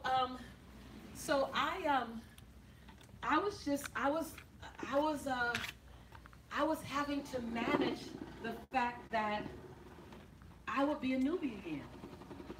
Many of you, if you're starting a business, but you've been in business before, or you're doing something and you've mastered that, but now you got to be a newbie again. Like, I just kept having to move my ego out the way. And then they just kept directing me to do things. I was like, okay. So let me just give some behind the scenes. See, I don't know how much I gotta live stream. So we're gonna put, if we can put that, can you help Tracy put the tray right where that green? No, it looks real good. Right, can you? Yeah. Okay, all right, okay, good. Okay, he said it was okay, and I'm just messing up stuff, I'm on the line, right there, about right there. So, leading up to it, if you go back, can you go and do, so leading up to it, they came into the office and they did the backstory. So on the backstory, and there's not many on the backstory, but on the backstory, they came into our office and they watched us do some things, and they, this was part of a Dutch shot, and they were doing the backstory, and the backstory was 4 hours for them to pick a minute. I think it was 30 seconds that they picked. And what it did for me is it caused me to really sit inside the journey, because you don't talk about the journey a lot to people. And then we went on location. And this is a great example. So they said your biggest challenge, Lisa, is going to be that you, hold it right there for a minute, you want to fix her too fast. Like, how many of us go right into, okay, problem fixed, right? Right, raise your hand online if you go right into problem fixed, right? And the whole concept of a show, come on in, you guys, grab another seat. The whole concept of a show, come on in, you guys, come on in, sit right here, just grab a seat anywhere. Is you have to unpack the story. Yes. I wasn't used to that because my life has been run, get the result. But I believe that there's a message in this, you guys. Like, they kept saying, slow down. Right. Slow down. Slow down. And Matt and I, we're going straight to the fix. Like, all right. We got exercises. Right. We're going to do this first with her. We read her interview, like, woo! I know exactly what to do. So we're in the car on the way to the shoot, and we're going over the exercises right now, and we're going to do this, we're going to do that, and then we submitted it to the Dr.Phil team. Shot it right back within 15 minutes. We don't like it. I was like, oh, I'm not used to hearing that. Like, not hear Charlie Brown's parents song. Wah, wah, wah, wah, wah. Did you say you don't like it? They were like, no. We shot them back more things to do. They shot back, no. I was like, you know how good this stuff is? Ego. Every time we got a, no, it was, oh, wait. I gotta turn the volume up. And I gotta tell you guys, it was, Dr. Phil's team is so excited to partner with us. So you had all this excitement, and I was like, yeah, I'm gonna bring some transformation. That was your face right there, transformation. Yeah, all right, that was my transformation, yes. And then I submit to them what we're gonna do, because everything you're going to do, you have to tell them what you're gonna do, so that it makes sure it fits the story, I guess. And they came back, I did number 1, no. I did number 2, no. So then they said, we just want you to pull out the emotion. I was like, well, then what are we going to do? So when they said pull out the emotion, this is Matt and I. True story. This is Matt and I. Kelsey sent it to you in the backyard. Okay. Right. This is us. Like, we're in the backyard, like this is us sitting in the backyard of the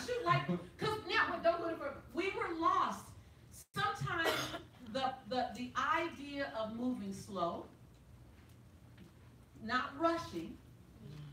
Like they were just asking us, hold on, we'll get to the solution. We were perplexed. Look at the next one. We were like, that's the cart. That's what's on the cart. So, right. So, like we were like, right. I mean, literally, and they went back in the house and said, when we come back out, give us another idea. I'm like, idea number 3. Okay. So we're confused, and then we just they support us and said, just pull, just give her trigger words, and I was like, okay. But I was left with feeling like I didn't do so. Doing the interview on site left me with I didn't do enough.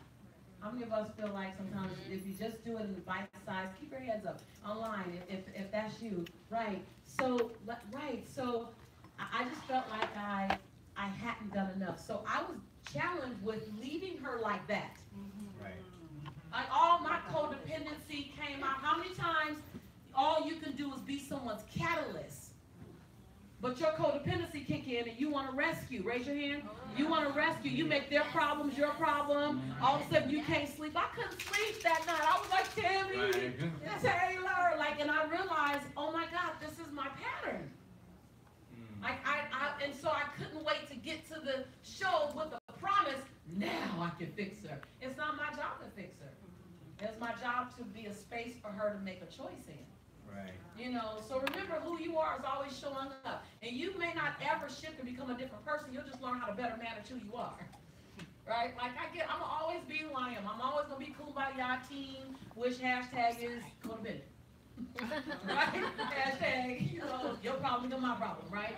And so, so this was really hard because you guys only saw a couple of signs of like they gave me, give her this word, and I was like, okay, I can help her with those words. So what was coming up for you as you would give the word and you were hearing like?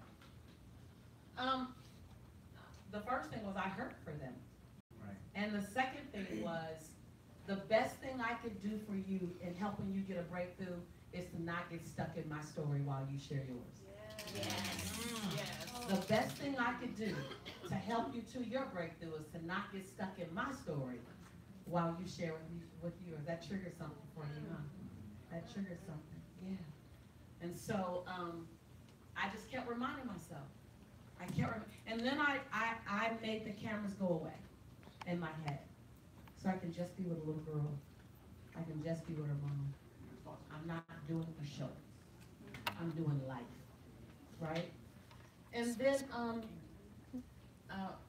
we get to the show, and can I tell you, okay, so I gotta say something. I don't know how much trouble I'm gonna get in because Facebook Live make, lie. We get to the show, and okay, I'm just gonna tell y'all.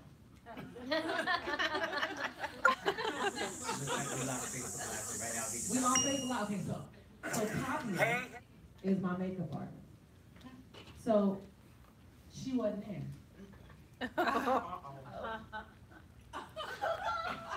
I was hot. When that man finished my makeup, people going, that man finished my makeup. I'm like, I didn't show you the one because I got it in my camera where I sent the video. I ain't gonna show y'all. I sent the video to Tavia. This is my makeup. I hate my makeup. No, that's what's on the card. I didn't put it in there. Oh, okay. Right. And I was hot. So everything you saw on stage, I was hot. So don't let distractions stop you completely. Tavia, how hot was I? Very hot. Margaret hot. Tracy, how hot was I? Oh, she needed a moment. I was like, for real? Am I back on Facebook? Yes. Okay. So, right. So, right. That was me on stage. But you looked fine. Right, but I look amazing on other days. I wasn't going for just looking fine. I was going for freaking amazing, right? I used to do fine, right? And so look, let me just say, so I had my hiccups behind the scenes. Like I had hiccups. Then, so Tavia texted me, no one to call in team. I sent a video about how I was nervous about how my face came out. And then she sent me a list of 7 things to do to fix it. And I did my best. This was me before makeup. I did my best. And then we went into a prayer. There's a video somewhere with us praying. And we went into a prayer, and Tracy, I think, did you call for prayer? Tracy called for prayer. And we stopped for a moment, and we went into prayer. I really want to see if that was there, because that was a beautiful moment of my team taking lead. And so know that you can be a lonely preneur. You can be a lone ranger. That's always a choice. Doing it by yourself is always a choice. But doing it together as a tribe will always feel better. And inside tribe, there is dysfunction. There is breakdown. So the very thing you don't want to do tribe and community for is the very thing that tribe and community exists for. It's going to exist. I'd rather be in community with breakdown than a lone ranger and lonely. I'd rather be all day long. And so Tracy called for prayer.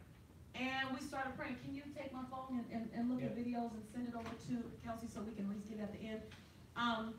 And so we prayed. And then we went into this picture right here. It all gets scary when I get on the computer. Oh, hold on. I could do more things.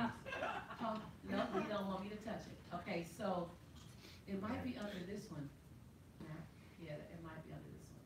So I was enjoying the moment. You know how sometimes we try to be so successful that we forget to allow ourselves to be excited? Like, don't stop being excited. Don't stop celebrating. Don't stop being goofy about it. You know, don't stop wondering what could be done. I want to show you. For the record, this was him telling me, and then he told my team. He was like, she hit the ball out the park. Right? So I want to show you the front. This right here was Dr. Phil sent me a letter that he only wanted me to see, and I had to return it back, so I couldn't keep it. And in that letter right there, talk about scared. He gives me, was it 6, Tracy? Did you see the piece of paper? Yeah, the diagnosis is. Yeah, he gave me about 6 15-letter potential diagnoses for her. Wow. And some of them were so complex it looked like another language because it looked like two thank you, that's my English experience. 2 consonants put together. So I was like, that's Slovenian. Like, I don't even understand that language. And in that very moment right there, I went into complete self-doubt. 6 different diagnoses, 15 letters each. I got a fail in English. I got kicked out of college my 2nd year. Every form of I'm done came up. About 5 minutes before I have to go over to his office. When I tell you managing so much for the greater good. So right there, I don't know, Tracy, who took this picture because it's not my phone. Craig. So Craig on our team, hey Craig. Craig took this picture and he sent them to me and he sent like 7. And I was like, why did he take so many pictures so fast? Well, the truth was, I just sat there for a long time like that and I didn't move because I was trying to figure out how do I add value to this? How many of us have asked that question? Look around, turn the social media on, keep your hands up. If you've asked, how do I add value to this? Who am I? Am I good enough? Can I, and then I went into the, oh my God. And this was an old conversation that I had years ago that I thought was gone that quickly came back. They're going to find me out. I'm a big of a fraud. Oh my God. I'm taking them as far as I can take them. My road here is done. Wrap it up. It's done, Lisa. So all of it. Right there. All of it. On top of that, I have this really amazing green suit. That's amazing. like top brand notch, amazing. That somehow my stay in Barcelona and those Barcelona donuts. I didn't see it coming. I couldn't quite tell if I got bigger. I just thought, because they have a different kind of yeast over there, that it'll all just fall off. Well, full of good steak. So I'm moving at this time. While I'm here, there's a group of people at my house moving me because the day that we were doing the shoot was my moving day. And I had already organized for a bunch of people to come to my house and help me move. I couldn't change that. So now, all my other suits, because I'm going to wear this green, amazing suit. I'll pack everything up, I'll seal it, and I'll send it on. Front row. So now I don't have a suit. And the time of the day was awkward. Nothing was open. So I was like, okay. So they're like, oh, we have a wardrobe. We can help you out. So then I had to release my makeup, release my suit. You guys, think about sometimes your greatest growth is in what you're willing to let go of. Hello, somebody. Sometimes in order for you to grow, you gotta let go of some things, right? Are you clapping in that office? Right. And so right here, and all that glamour of Dr. Phil was in behind the scenes was let go of that, and let go of that, and let go of that. So when it first came on an hour ago, and I saw my face again, I was like, okay, just let go again. And I saw the suit, which is a decent suit, but it ain't nothing like my green suit. Like, my face is okay, but it ain't nothing like when she beat my face. Like, you know what I mean? And so constantly was the let go. And I believe sometimes you can't get your next blessing because you won't let go of something. Come on. Right? Like your blessing is trying to come. But it's saying your hands are filled with shame, blame, guilt, regret, beating yourself up, being everyone else's answer. As soon as you let that go, I got some more blessings for you in 2018. Come on. So just One let you know. hand up, VOL, those of you guys that are online, if you guys can relate to that. Right. If that was your VOL right there, make sure. Right, right. If that's your BOL, make sure you hashtag BOL, hashtag Dr. Phil. And so, like, this was a big growth thing. So go to that video. This was us discussing going to the show right here on the left, lower left-hand corner. So, and we don't know if we can do this. I was willing to go to get in trouble, anything now. We are on our way. Where? To the Dr. Phil show. Look, wait. Y'all here. Wait, stop. Pause. Do it again. Watch what I say. Aftermarket, yeah. No, do it again.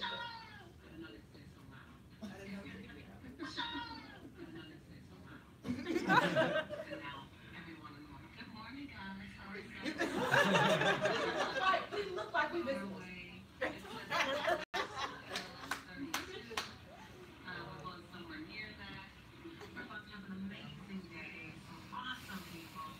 Coming from everywhere. I have this beautiful woman with us. And what's her name?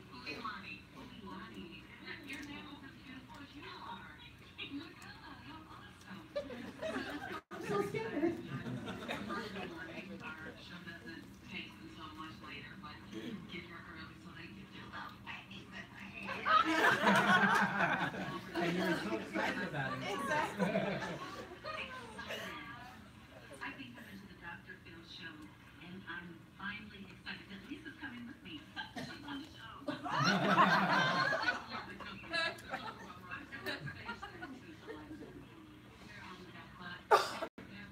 going to a different place this time. We normally go to the offices, but this is the studio.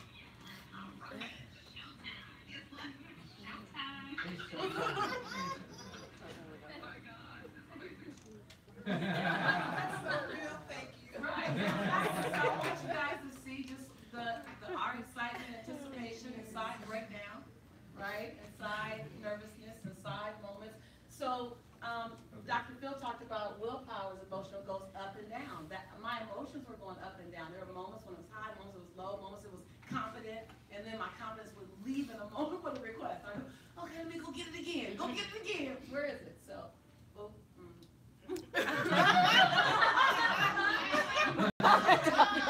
just saying. So this is when you bring in team.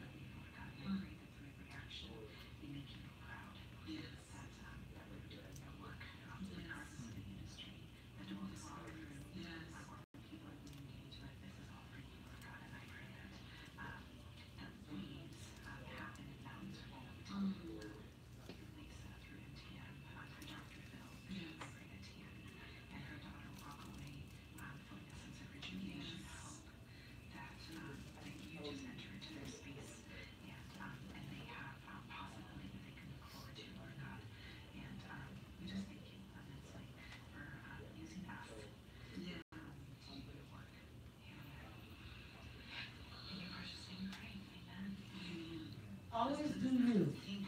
No matter where you go, do you. Whatever that is for you. Whatever your faith, whatever your consistency, do you. Don't, my uncle said to me this weekend, he said, Lisa, you're the thermostat, not the thermometer. You set the temperature in a room. You don't get changed by the temperature in a room. It's like, that's so good, I gotta repeat that. Right? Like that's thermostat. Our door was open. I don't know if they prayed before they, I don't know. We don't know. But bring authentically you. Everywhere you go, do you. And then dance with the other energies in the room. And pray that they're different than yours. Don't want them all to be like you. That's boring. Great. Right? Pray that they're different. We danced together because we were so different. So I want to ask you a question about some of the things that came up during the show. One of which was when Taylor was talking about she had the feeling. So when you're going into intuition and following your intuition, you've actually on the Lisa Nichols show on the YouTube channel have done a couple episodes on talking about following your intuition. And what is one of the biggest mistakes that we do as people when our intuition is telling us to do one thing, but we choose to do something else? We rationalize. So just remember, your brain has one job: to keep you safe. Your brain is not designed to have you expand. DOL? Yeah.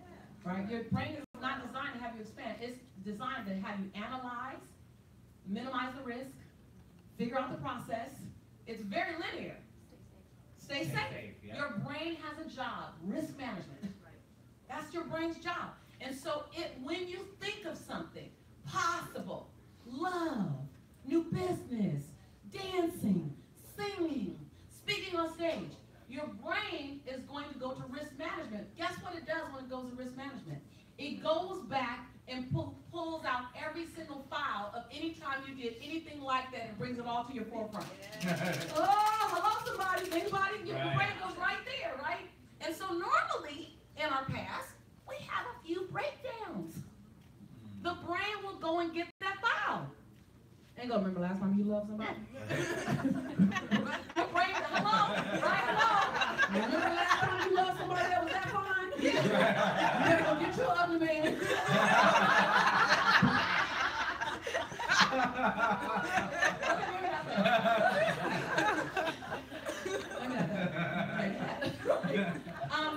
But it says stay safe.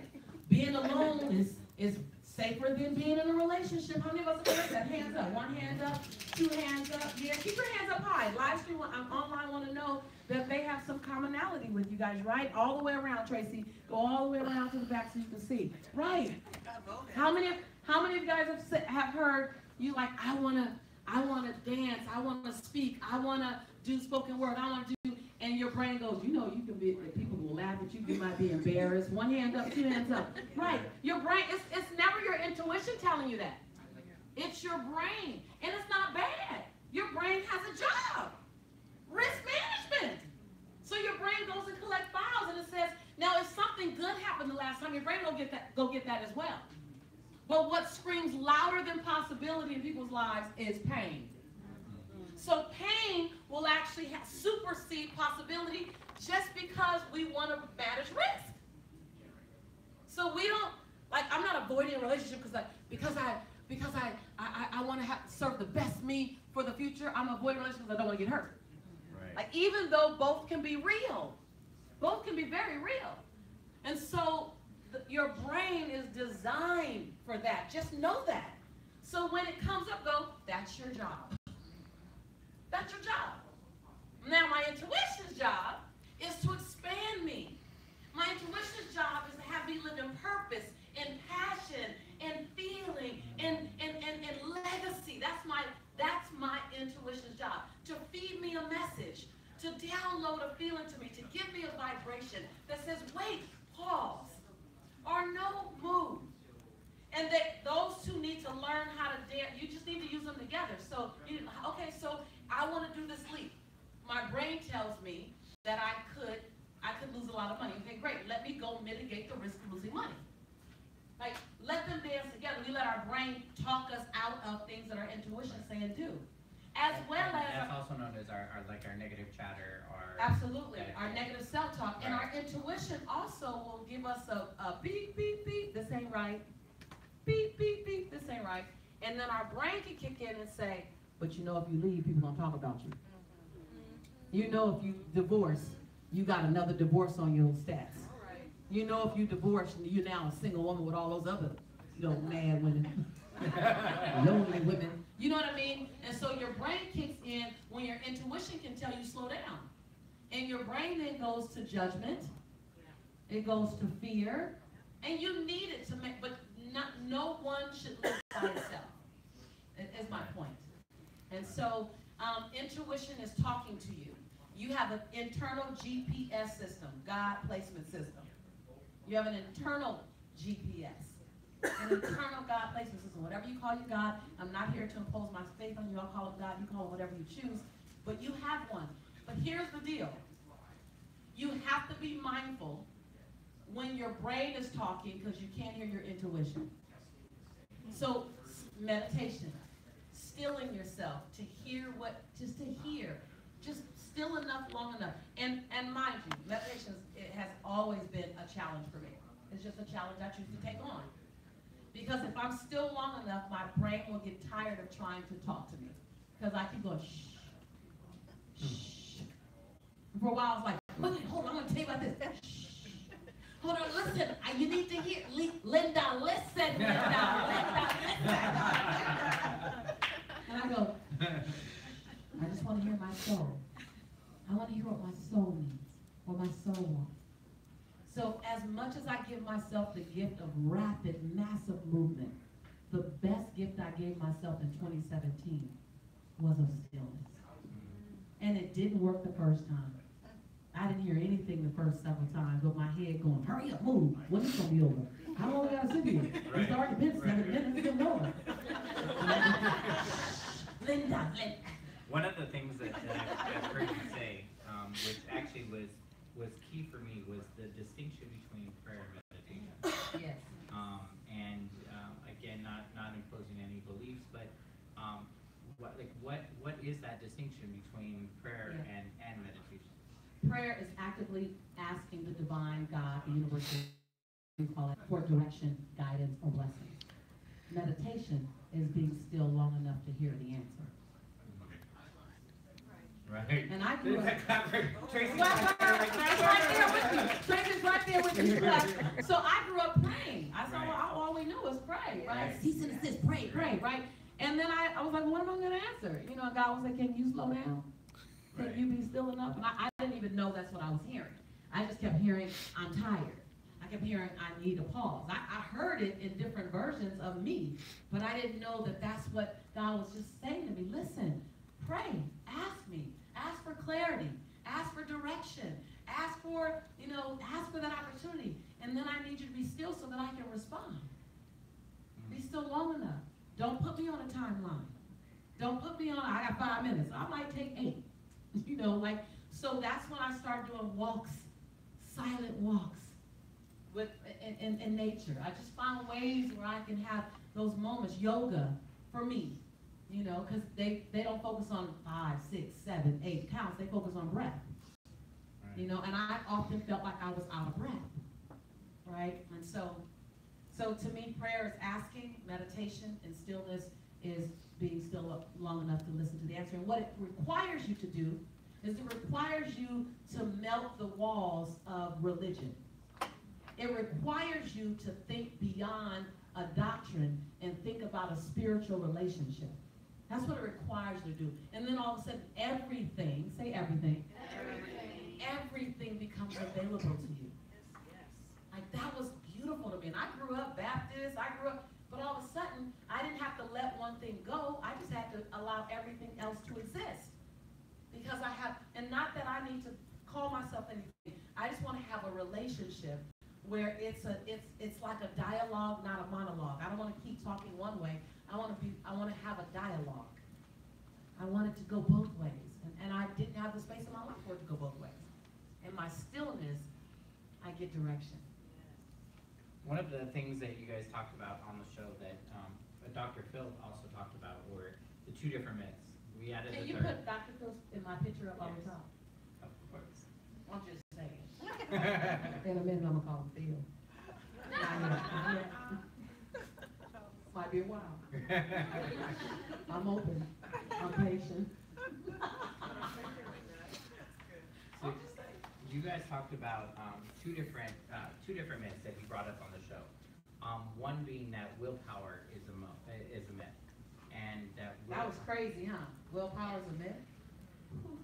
How do you elaborate on that more? So he Right. mentioned that it's Willpower is like an emotion. Yeah, it's emotionally And emotions driven. up and There's down. highs and downs. Yeah.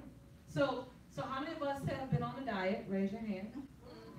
Tracy, show everybody that's just raise your hand. Online, raise your hand. Type your name in chat online if you have been on any form of diet. Right. Yes. Like, why would we ever get on something where the first three letters are die? Right? Like, that's bad news to begin with. But, and willpower is strong when you feel good. And the moment something doesn't go right, your willpower is attached directly to your emotion. And so, it was crazy when I heard him say it, because I'm sitting in the audience and I heard him say it, I was like, I'm glad I don't even use willpower. I don't use the language of willpower. Because if you make a choice, then support that choice with the actions that live that choice out. And if you make a new choice, then say, I made a new choice. Because if you make a choice and you live incongruent to the choice, you're going to stop believing yourself. And the one thing that hurts you the most is every time you stop believing yourself, you lose a little bit of faith in you. You lose a little bit of hope. Then all of a sudden you look up 20 years later and you don't believe anything that you say. Breathe. I see some of you guys. I see some of you guys are. So for some of you, we need to restore your belief in you. Yes. One hand up, two hands up. Anybody there? Keep your hands up. Online, put your hands up. Keep her. She's gonna scan. Keep your hands up so that you can go around. Tracy, come back around this way. And I want to make sure you guys put your name in chats. You put your hand up so that you at least know where you are. I need to restore my belief. You didn't navigate yourself here purposely. Right. That's why this show is so beautiful. Breathe. Breathe. I need you to really breathe. I'm gonna wait until you breathe. There you go. It's okay. That's why we're here. That's why we're all here, guys. This is a setup. This is a total setup. Like, we didn't know we were navigating ourselves here. Your life today is a physical manifestation of a culmination of small choices. You never made one big choice to be anywhere. You made a lot of little choices that moved the needle here and there. And had you knew then what you know now, you would have simply what? Made a different choice. So it's not about willpower. It's about conscious, clear choices. That's powerful. Now, first is sobering. And that's why all the tears are existing. Because you have to say, damn, I chose to have this feeling? And the reality is, and the truth is, yes. And then the truth right behind that is, and you're still in the driver's seat. You never left the driver's seat. You never left the driver's seat. So a lot of times we never approach this conversation because in order to get to the possibility on the other side of this, you have to walk through the pain of being here. And most people approach the pain and go, oh, hold on. I'm just going to watch Bravo. Bridezilla Brides. You know, we back away from it. We back away from it because we don't know how to navigate through it. Which is why the partnership with Dr. Phil is so beautiful, because we get to teach millions how to navigate through it. Yes? Yes. Right? And we start at home. We start at home. Right? Breathe. I know, it's disruptive, but you guys know sometimes your greatest breakthrough will not come served with warm cookies and milk. Sometimes your greatest gift will come wrapped It's sandpaper. Sometimes in order for you to stand up, you need to realize that it's time for you to wake up. Right? Breathe. 2018 can be that year for you. It's that year, that game-changing year for you. You decide. And that's not hokey pokey. That's not rah-rah. I don't even like to call myself a motivational speaker because they gotta keep you happy all the time. Right? That's the pure definition of a motivational speaker. I am so not afraid of pissing you off. All right. If the best version of you will rise above that, okay, let's do it. Thank you. So one of the things that I do love about this particular partnership and about being on this is that the conversation just doesn't stop here.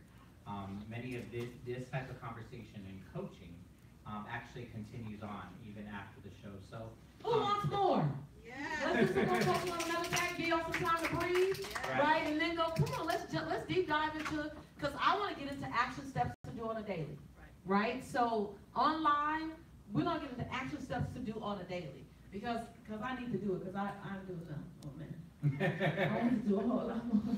You know, someone said, can I just say this? Yeah. So someone said, well, one of the producers like, why don't you talk more? And I always will err in the space of paying homage. Does that you guys recognize? Err in the space of paying homage and respect, right? So I was more quiet than I normally would be just to find out our dance. Like I don't need to be seen or heard as much as I want to make sure that we're in a long-term dance, right? So much of my intent to move forward was my willingness to be still or move back or release. So it was just a dichotomy going on at the same time. It was really interesting to watch me go, wow, you've grown up. Like, you don't need to be heard. And it was funny because afterwards, one of the beautiful producers said, we wanted you to get a chance to go more. We want you to sing more. I was like, it doesn't have time. Right. I needed to see his permission. I needed to see his dance. This is his show that I'm a guest on. And so just inside of that, this is a growing year for all of us. And so I'd like to invite you guys that are joining us online to also join in on the conversation. If you go to www.lisanichols.com, that's Lisa Nichols, NICHOLS.com, you can register to join us this coming Saturday, January 6th at 12 p.m. Pacific Standard Time. That's 3 p.m. Eastern Standard Time. And join us for some breakthrough coaching. Yeah, on Saturday, we deep dive. So on Saturday, it's Q&A. So we open up real questions that people are asking, and I'm going to give you some things to do. Like, I'm going to give you some things to do that when you do them, you should look up in 30 days, and it may not be different, it feels different first. Right. Because it has to feel different first. Yeah. And then, right, Evelyn? Right? Evidence. And I want you to come over so you can talk about, because people need to see it beyond me. So Evelyn, I want you to come over. Jen, I want you to come over and just talk about it. We're going to start doing, what are some of the things I do on my campus with my students when you step on my campus and we start saying, okay, let's pull up our sleeves and let's do some work. That's what Saturday's about. Today was about, watching the show and, this is what happened behind the scenes. Saturday, it's about getting some work done. It's about doing some things. So let's just kind of talk to a couple of people about what happens when you have applied action. Do we have, Kelsey, do we have the microphone over there? Does that one work or do you want mine? Let's try that one because you have this one too. Oh. I've been having this mic the whole time. I didn't need that. Amen. So you've been on the campus. You've been doing what's the value of getting the coaching? Very different than a conversation. Right. This is a conversation where you get ahas. And you need those because it shifts the intellectual context. So now you learn more, you do more. But coaching is that next step that's all full of action. Everyone say action. Action. Say action. Action. Type online action. This is not an entertainment. It ain't TV. TV is over. TV is over. Saturday is about your breakthrough. Right. Like no game changer. It's not about sitting on the outside and watching. It's not a fishbowl. You're not watching, looking inside a fishbowl, all the fish swimming. Saturday is about your breakthrough. So talk about it because you've been on the campus for 8 months, 9 months now? Since May. Okay. To talk about what coaching and you taking action and some of the results that's happened in your life. Wow.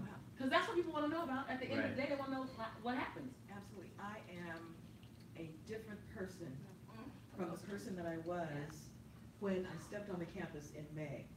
And I've often said that in the first 5 months of being on this campus, I have done more getting in touch with myself, becoming aware of how I show up in life.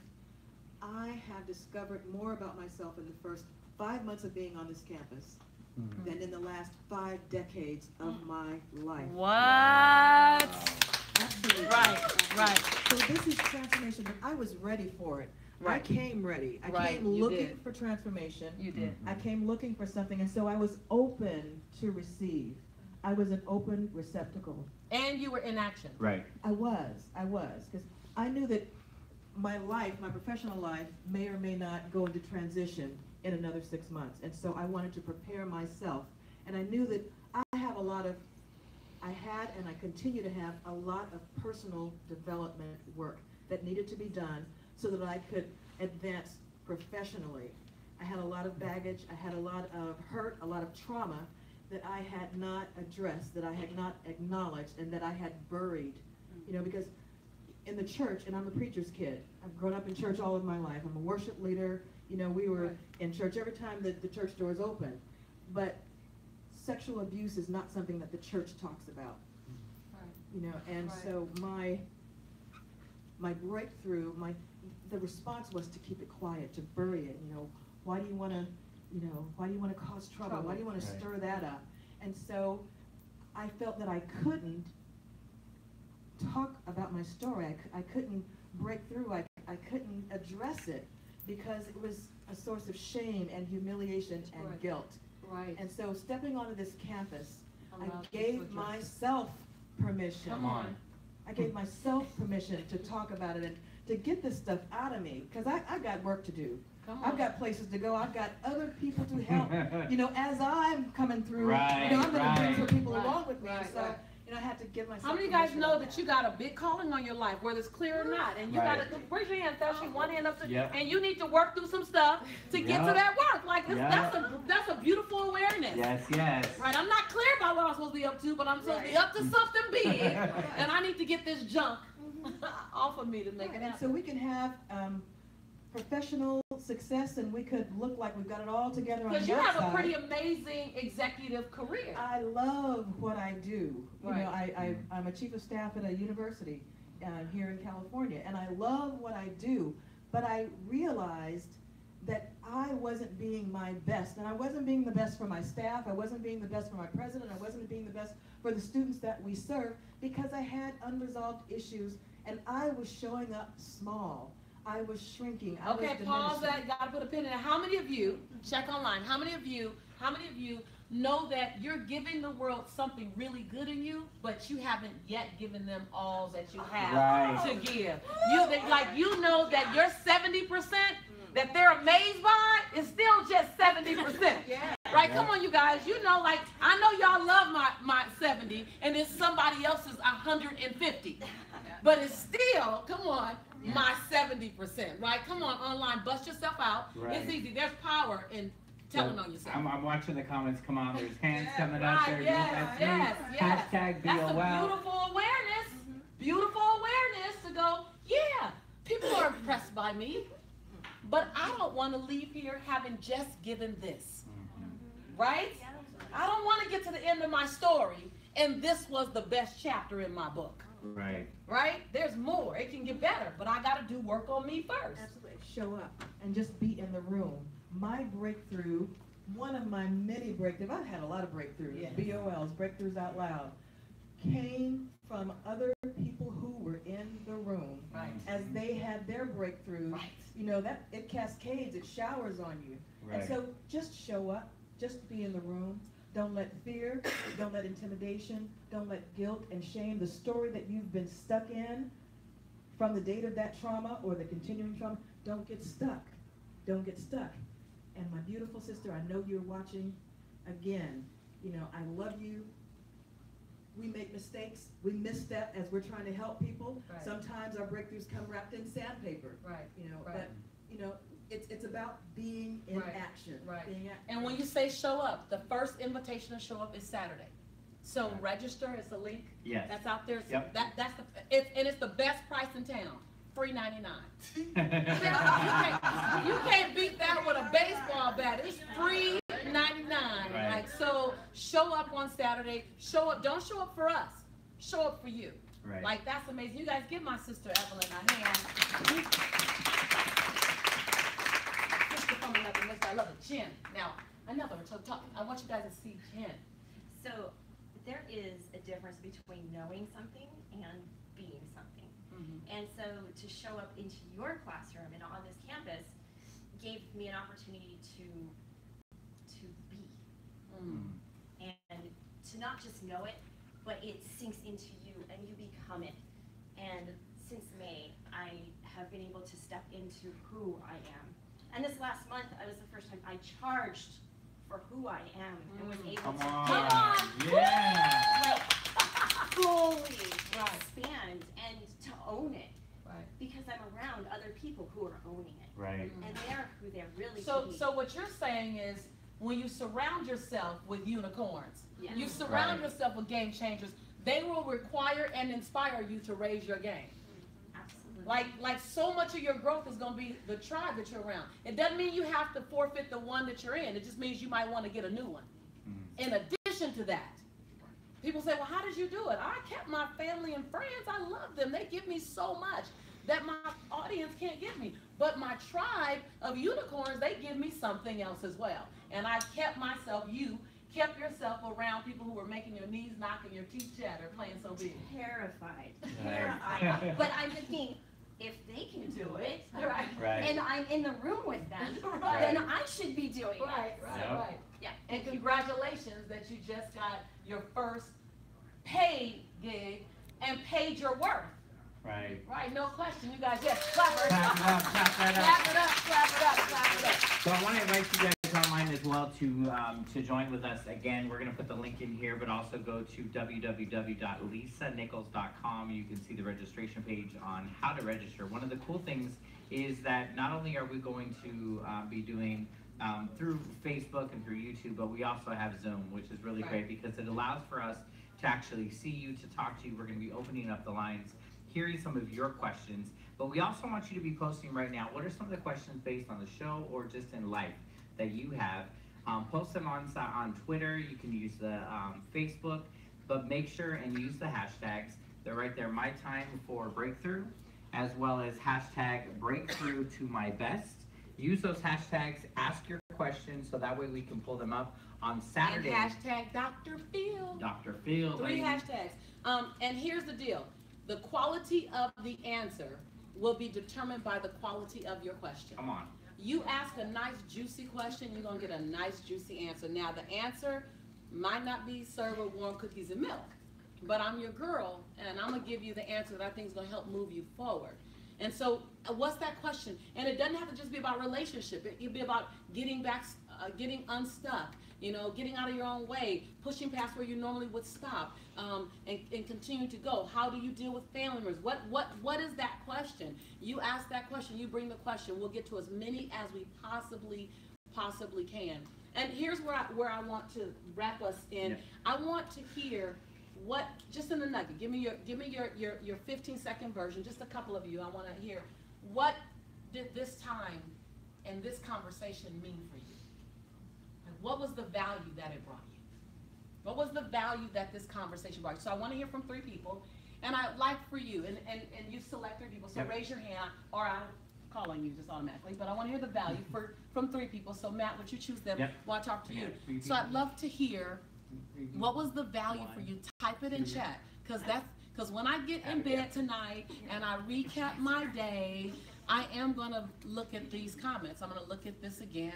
I always look at the Facebook Lives again so I can just read the comments. And that's the way that I can be with you and I can share with you. And so I'd love to hear, what was the value for you? And then when you do your value, type in your name and where you're from so that we can also feel the reach. I think when you can take a local conversation and make it regional, then make it statewide, then make it national, then make it international, then make it global, it's just exciting. And so let me know where you're from so I can send you love. Some of y'all got to send some warm heat energy too.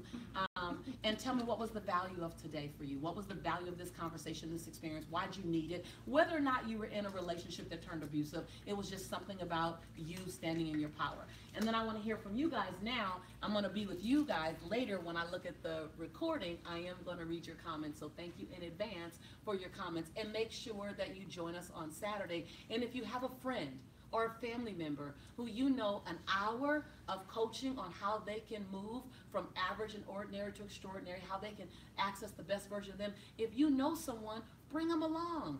And tell them you're going to pay for them to come. I'm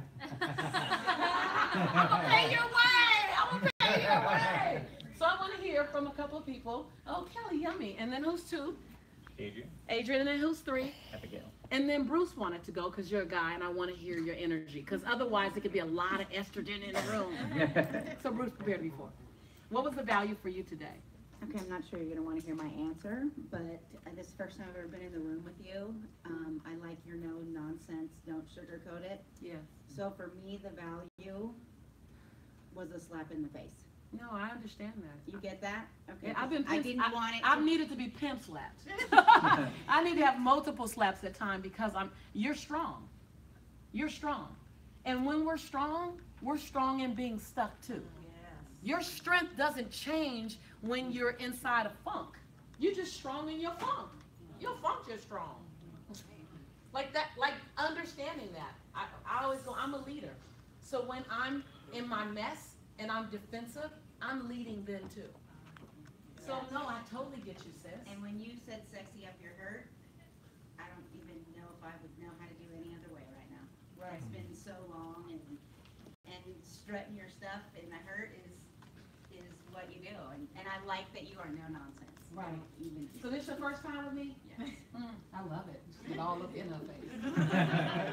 So let me ask you, are you willing to give yourself a chance? Yeah. How long has it been since you've given yourself a chance? A true chance, because you can sugarcoat it all the time. Say, I can. I can. Sugarcoat it. I can sugarcoat it like the best of them and live a false wall in front. A long time. A long time. So, Because I'm a giver. right. And I give for everybody else except for me. So what I want you to know is that you saying you're a giver is another one of your sexy excuses. Because it sounds martyr related. Sacrificial, I'm gonna give to everybody else. It sounds good. It's like saying, But if you give, you don't have to work I on yourself. understand, but we use give. I'm a giver, like we use I'm a mother. I'm gonna wait till my children grow up and they leave the house and then I'm gonna do me. That's all sexy excuses. Right. To not have to do the work necessary, because that pain point you push up against is so painful you back away. And you go, I'm gonna call it being a giver. So, are you willing to confront your behaviors and your choices? Yes. Okay, so repeat after me. I'm ready I'm ready to confront my choices to confront my choices. that's landed me here. That's landed me here. This is my choice. This is my choice. Every time I make a choice, Every time I make a choice, it has a result. it has a result. And it's resulted in It's resulted in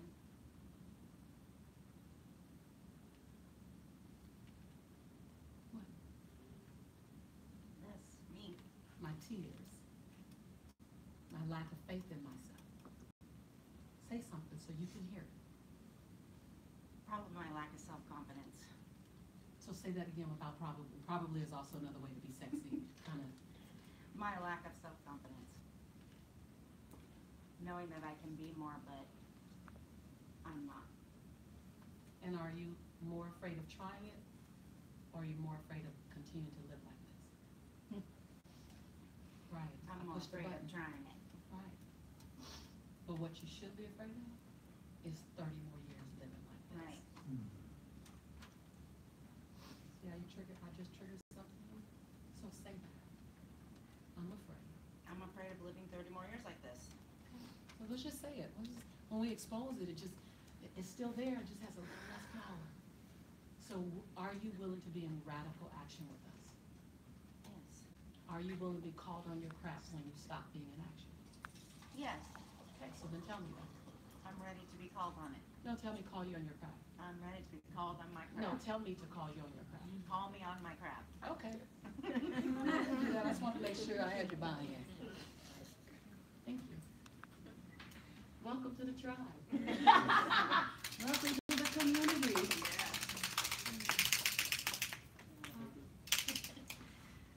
Welcome. And as we all say, welcome home. This is your home. No, it's fine. Welcome home. Welcome home. We come with boxes and boxes of tissue. Thank you. Adrian, can you grab Kelly Paxson? What was the value of you today? This is a total surprise to me, coming here. Thank you, Abigail. I've been a caregiver to my 1-year-old dad who's been really sick for the last 3 months, and that's all I've done. And it took me into a completely different space that I've never been in before, a really sad space, because I felt like, is this it? Or like there's no gratitude in that, there's nothing. And I kind of put my entrepreneurship on the back burner. It was like, I'll get to it, I'll get to it, I'll get to it next month, I'll get to it this day, and then now I'm looking up and it's January and nothing. And so today I was sitting here and I was like, okay, this is God. God brought me here. God is telling me to get up off of it and get it together. It is time, it is past time, it's happening now. The train is leaving the station. Get on the train and go. Right, right. And so this was amazing to me today. I mean, just the feeling in the room. I was there in May as well, and I felt the tribe then. I made some wonderful friends across the country, across the world that I keep in contact with. But it's just amazing. It's an amazing feeling. Yeah. And so I want to encourage everyone to tune in on Saturday because it's going to be amazing, I am sure, and I will be right front and center. So. Come on now. Well, welcome home. Welcome home again. Give her some love, you guys. Give her both some love. Yeah, well, where your clappers at? No clappers, clappers, clappers. It's a clapper party. Clapper party. All right. Good. Welcome home. And what I love about community is that community, when you're accountable to it, it keeps showing up right when you need it. Right. Yes. Right when you need it, right? When you're awake and you're willing to listen and hear. And so I celebrate you in this season. And we've all had a season where we had a wonderful plan. And then life happened. You know, and we're left with the question, the charge, the challenge of how do I get my plan back as a priority, right? And I think what's important is to not keep score as if you were doing something wrong. You didn't plan for this other thing to occur. It needed to occur. And this is where we start flexing our bounce back muscle. Like every single one of us got a bounce back muscle. And that's that muscle that is more valuable than a hamstring or a tricep. It's, though they nice, it's more valuable than a tricep because a bounce back muscle, though you can't see it, a bounce back muscle lets you know it doesn't matter what stops me. It doesn't matter what knocks me down. I might not spring up. I might not jump up, but I never question if I'm going to get up. Yes. It's not even questionable. I don't know how fast I'll get up. I might have to breathe a little bit. You've been lost inside of caregiving, and the world will tell you be there, and then bounce back, bounce forward. Thank you for coming. Abigail. Well, first of all, I just want to give gratitude for being here, and actually to Forrest too and Anthony, our Way of Life, for inviting us, right? Because I think a number of us are here that work with them, and I want to just give thanks to you and Matt and the staff here for just inviting us to this, because I definitely can say that everything that I listened to today resonated with me, especially for not having shame in your story, and for also sometimes the need is to share your story, not only for yourself, but for others. And I think that's the biggest thing that resonated for me today. And also, sorry. No, don't apologize.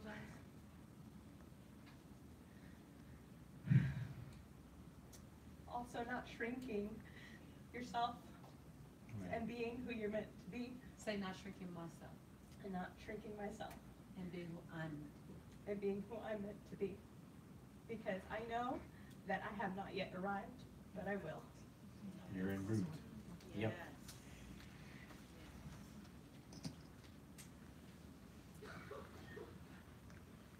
So, what if I told you that today was the first day of the rest of your life? I would embrace that. Would you believe that? Yes.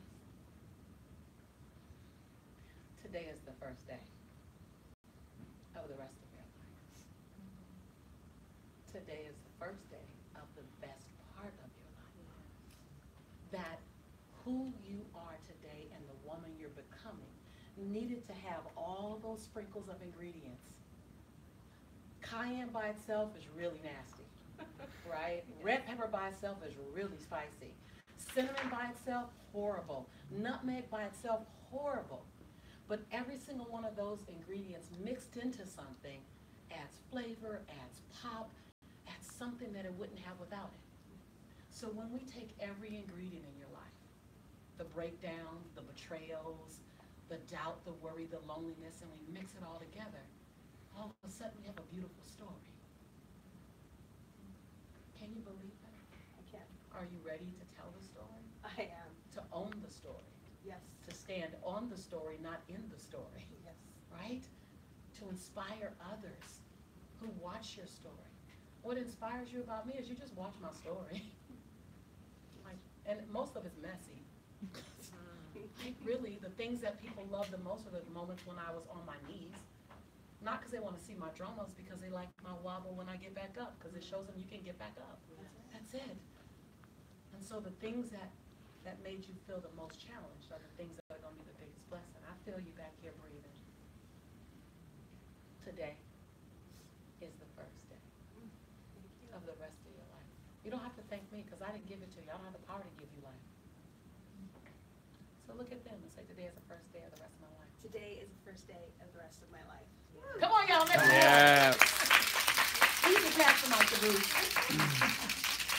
So I love that, just that we can have this type of conversation and this depth of conversation, that there are people all around the world that are watching on Facebook Live and on YouTube. And not too long ago at Speak Right in Atlanta, we introduced a 13-year-old young man, Bo, little ice cream dude.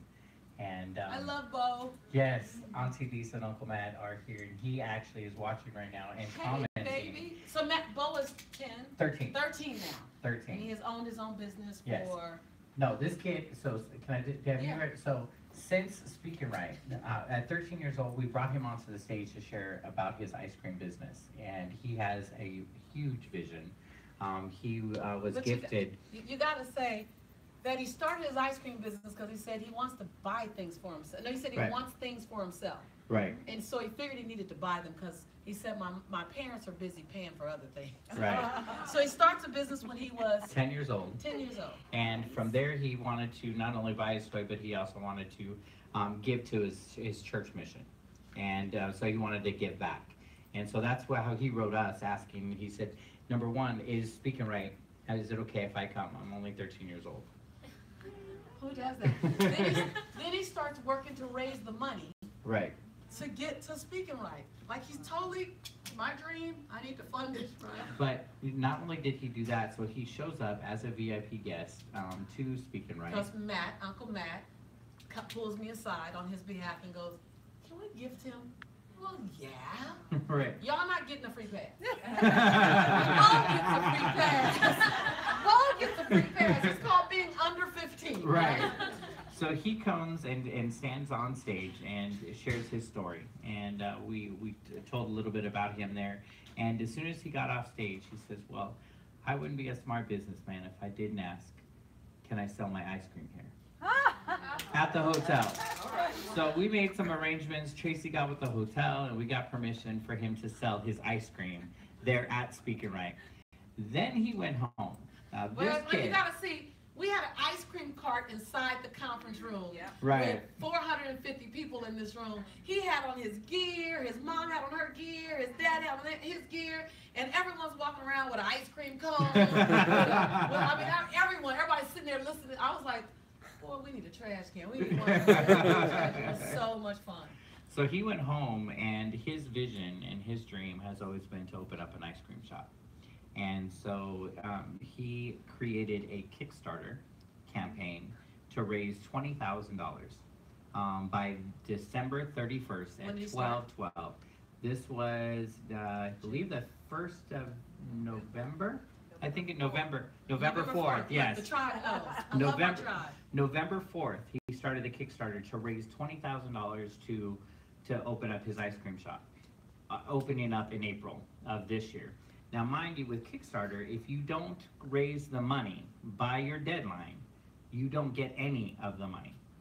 And so as of 4 days before the 31st, he was short about, I think it was the 10,000 that he still needed to raise. And he went on, kept posting on there that he, posting videos, thanking every person who donated, and had them holding up the signs, kind of like what we have there, saying, I'm the coolest, and he ended up raising I think the last time I looked it was over at $22,000. Wow. Great. Before the deadline. Like he went into Christmas, so Paul, congratulations. So excited for you. So he's watching right now, and he said it's not about the fall down, it's about the get up. Like what, 13 years 13 years old. Right. So what I love is that Bo thinks that we have become the blessing in his life. Bo is the blessing in our lives. Yes. Because he reminds us to dream big. Right. To be outrageous. There's 100 reasons why we can't, but all we need is one reason why we want it. So, Bo, on behalf of everyone who's been touched by you, and for all the people that will be touched by you, you inspire us. Yes. You inspire us. I'm glad you're watching. He goes at recess. At recess, he always goes online to check my YouTube channel. Yeah. On his recess. How cute is that? Right. So, Bruce, what was the value of today for you, and just kind of being aware of the conversation and what it means, and what did you pull out of it, your nugget for you? Well, first, thank you for extending the invitation so I could be here. You're welcome. I've never been in such an intimate setting like this in this context. So that was a real nice change. It was very interesting also that you said you're not here to make me happy, which is nice because I find that a little disingenuous sometimes. Because life is not always about being happy. I've been fortunate, I've been blessed to have a beautiful wife like Abigail, who's shown me her heart, all of it, good and bad, and has allowed me to do the same. And I like the fact that your tribe seems to share that same thought process. So that's really, I think, very unique and refreshing. And that's kind of what I took away from this today. Yeah.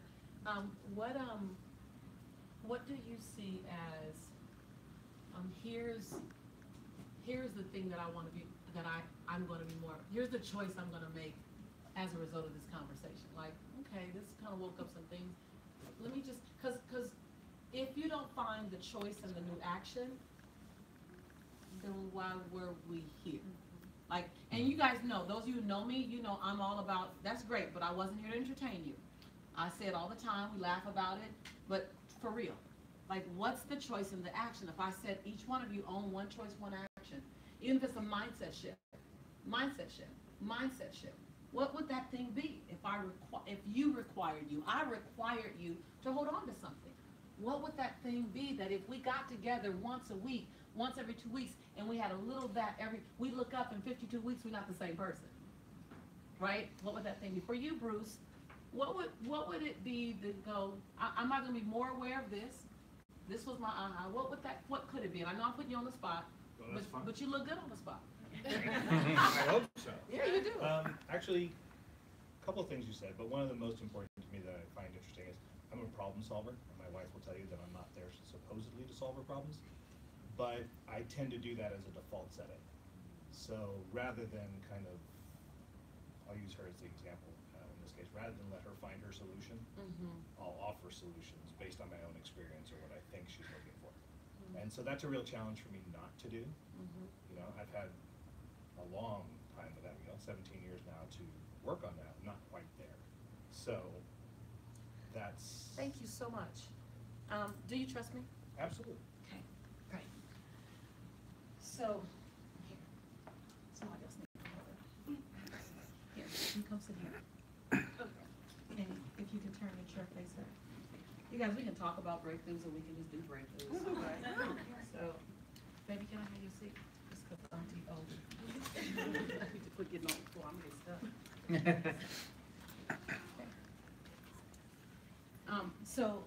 So this is one of the gifts of, to me, sitting in a transformational environment is that one of the things that I love doing is giving you the action so you can hold on to it and have the skill set just kind of through practice versus just intellect, right? So you made a comment about finding a solution. It caused a physical reaction in her, which is the only reason why I thought, let me get over here, right? Let me get over here because it's real, right? So I'm gonna give you 4 sentences that can forever help you level set a relationship.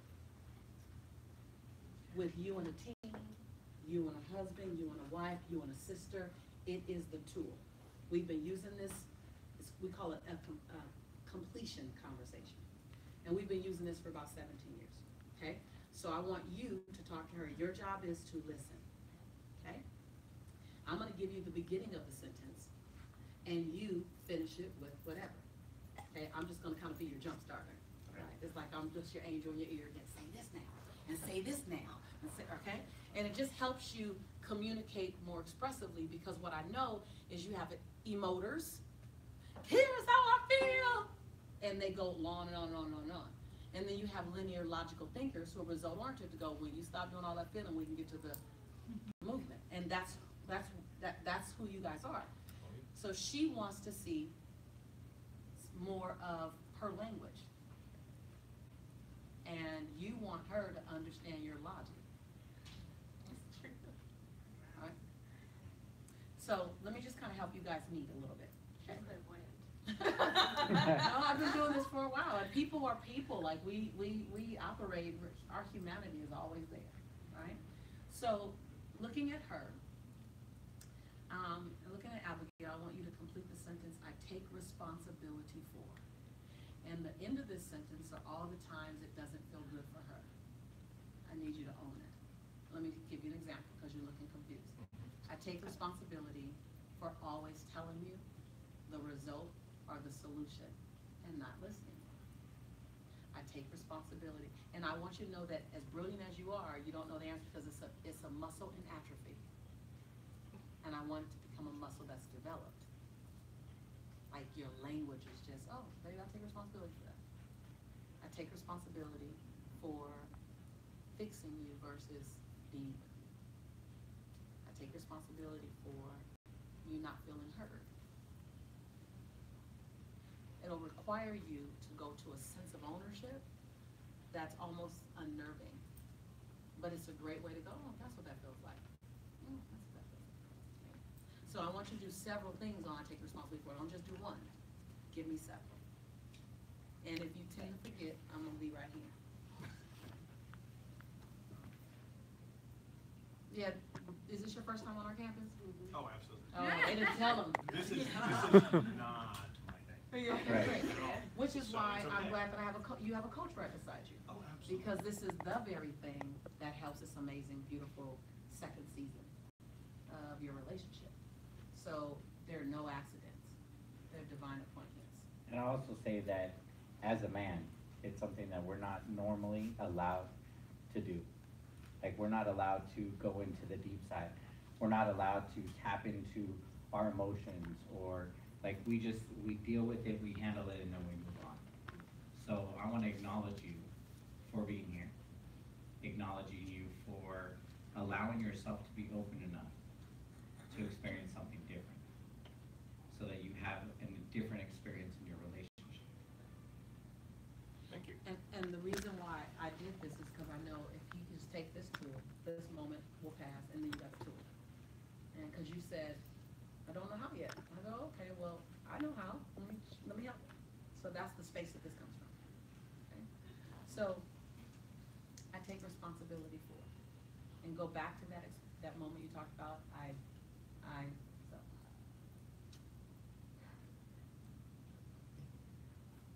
I take responsibility for wanting to tamp down your emotions so that I can speak to the intellect that I know is there, instead of realizing that I have to speak to both sides.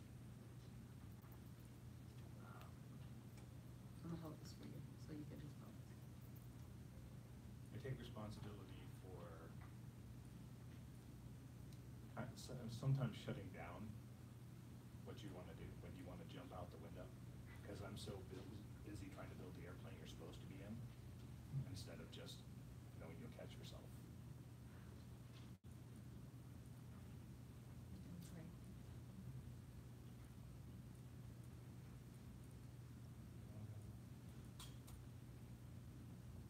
I take responsibility, and this is a big one, for not letting you always follow that intuition. You've taken us great places, and even so, sometimes I'm sure it's my ego wanting to get in the way. But I take responsibility for that. I know it must make you feel. So now, the beauty of this next sentence, you did that perfectly. Thank you. Everyone's feeling that power. Everyone's like, yeah.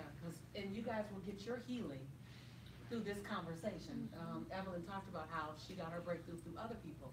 Like someone in this room needed in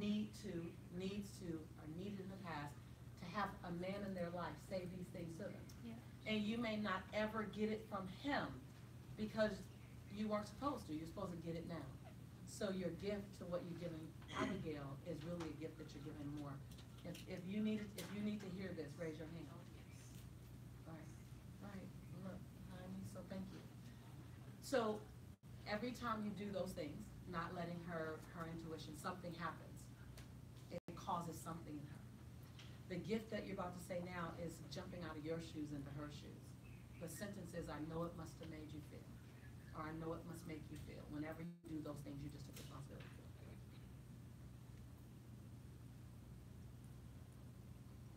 I know it must make you feel like I'm making you chase your own tail, trying to sort out the answer that is the right one for me.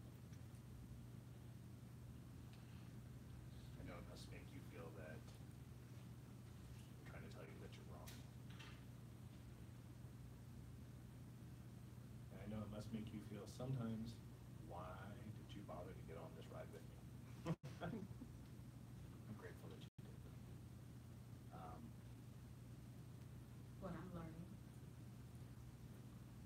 What I'm learning is the last 17 years with you has not taught me nearly all I thought it had about you.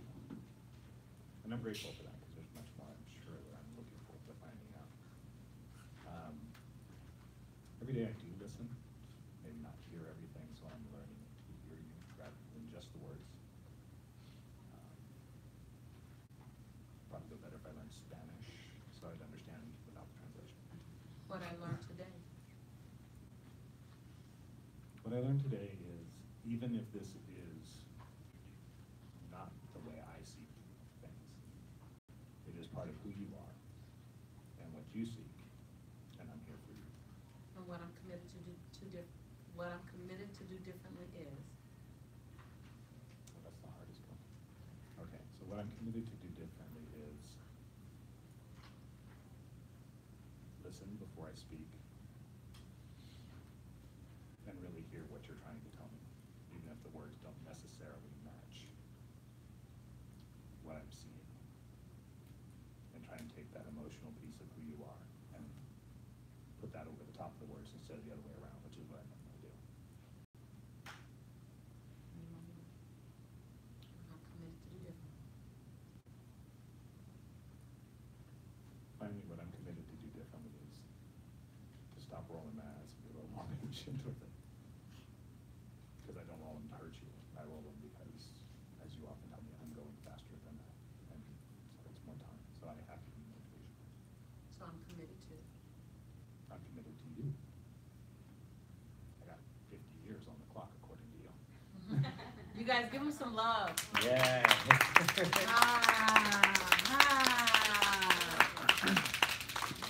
All right. So on Facebook, I just want you guys to know they're watching and they're acknowledging you as well, Bruce. You're a superstar on Facebook. On Facebook, they're acknowledging you as well and receiving their healing. Thank you guys for being vulnerable. Thank you guys for all being a part of something new, something exciting, something that we haven't done before. I don't think anyone has done this before, to take television to a live room immediately. Right. But by the time then, now. So I want to invite you guys that are online with us to continue on with the conversation January 6th, starting at 12 p.m. Pacific Standard Time. Go to www.lisanichols.com. That's www.lisanichols.com. I want to thank all of the people that have helped make this happen. An entire tribe of people. Like, right. Some of them are just like, oh my God, this woman and this man. Well, and what's interesting, and you know, when we were looking at doing Facebook Live for such a long time, and even YouTube, we're like, how do we hold them? How do we keep them engaged? And just you guys have been absolutely phenomenal. And I also want to acknowledge our partners at the Dr.Phil team. Yes. Who are also watching. Thank you for making this possible. Thank you for selecting our We amazing love you and we appreciate you. Dr. Phil, you guys didn't just select me, you selected the whole team the whole time. We come as one. We are a united front. So yeah, thank you to Dr. Phil and the team for trusting us and for allowing our creativity to play. Right. Like, I understand about that, allowing our spirit to play. And for those of you online, whether you joined us for an hour, you're troopers, you joined us the entire time. If you joined us the entire time, put your name in and say it from beginning to end. Say it from beginning to end. If you joined us the entire time, I want to know you guys are marathoners. Like, this is not a sprint, this is a marathon today. So thank you. And there's so many support team, not only our MTM team, but the Crosby group, who is also been supporting. Craig Crossley and on the back end, who's watching over there. I want to say yes. thank you guys, because this is how we bring more transformation into the world. Yes. And we're pushing boundaries. We're interrupting the norm. Interrupting TV as it normally is served. Creating How is that? social vision, baby. Interrupting TV as it's normally served. And so, you know, 15 years ago, 18 years ago, this thing called a cell phone was weird. Right. Right?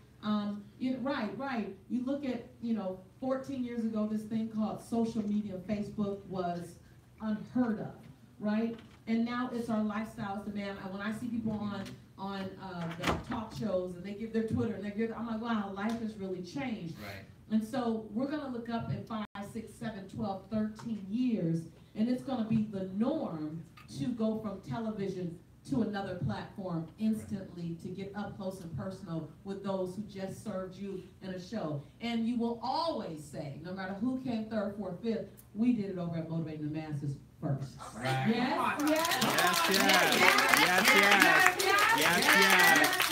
So I want to celebrate you guys online for being part of the first. Speaking of yes, you got to, in closing, you have to give the what you wanted to do at the Dr. Phil show as you were walking out. Right, so we're all walking, so they escort Dr. Phil and his wife out the way they normally do. And I'm just sitting there, I'm traumatized. It's just I got clothes on different, I got makeup on different, I got, I hadn't seen all the bloody pictures, and I still got the 15 letter diagnosis in my head that I just learned. I mean, I got a lot going on, right? So we invited our tribe, which, oh, by the way, every time I do an in-studio, every time I go, I'm going to invite you guys to join me. All right. Right. Every time. You get to say yes when it's convenient and say no when you can't, but I want to fill the community, the audience up with our tribe as well. So we had a good, 80 people? Yeah. About 80 people from the MTM platform there. And I'm walking out, I'm like, walking out, and I'm just like, I'm just doing what I'm supposed to do. It's one of the few days I'm just being in order. One of the few days feisty Lisa is not around because I was just too traumatized. I was like, and so I'm walking out and I was like, everyone's waving at me. I'm like, and then I got to the back, I was like, why didn't I talk? I should have went, yes, yes. I knew my team would have yelled back what? Yes, yes. Yeah. So the next time, those of you who are in the audience for the Dr. Phil show, I want y'all to know, if I don't say it, I want you to say what? Yes, yes. And I'm going to say it back and you say what again? Yes, yes. We're not going to ever go back to the Dr. Phil show and do our yes, yes. Right. Dr. Phil's going to be like, what? What is that? And I realized I was thinking, I'm going to get in trouble. And I realized it would have been fast. We're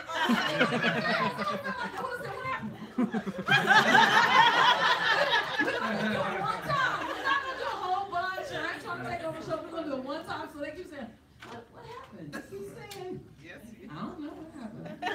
Yes, yes, yes, yes. So Lisa, I want to say thank you. Yes. Thank you on behalf of everybody who is watching online, everybody in the room, for the team, all of those that have stepped onto our campus. Thank you for saying yes, yes to you first, for taking a journey that many are afraid to take and to share their message. Thank you for being willing to be so open about that journey, for supporting others to see the possibility that's on the other side. Thank you for stepping into a new territory with your knees knocking in your teeth chattering. Right. And just know that you will always have a community, a tribe, and a team that are supporting you and that are pushing you along the way. Thank you for taking us on this journey with me. It's my honor. I wouldn't want to do it by myself. And I'm grateful. I don't take your presence today for granted. My grandmother says that you can get back clothes if you lose them, shoes, cars, houses, all of that can be replaced. What you won't get back is your time. And so I consider your time to be a gift to me, that you chose to spend it with me, and I don't take that for granted. And, you know, I'm a young woman simply playing bigger than I imagined every day with the hope that I can inspire you to tippy toward jump yourself. And with the knowing that if I fall, you'll have grace with me while I rub my skin knees. So you help me play bigger because I have a soft landing, a safe landing in my truck. So for those of you who are, this is home for you and it's been home for a very long time, let's go to the next level together. And for those of you that this is your first time, welcome home. And let's do something together.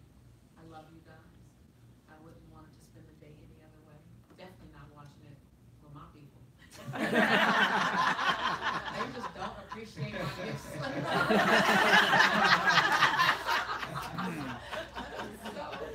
So thank you guys. Thank you, Matt, for being a phenomenal guest.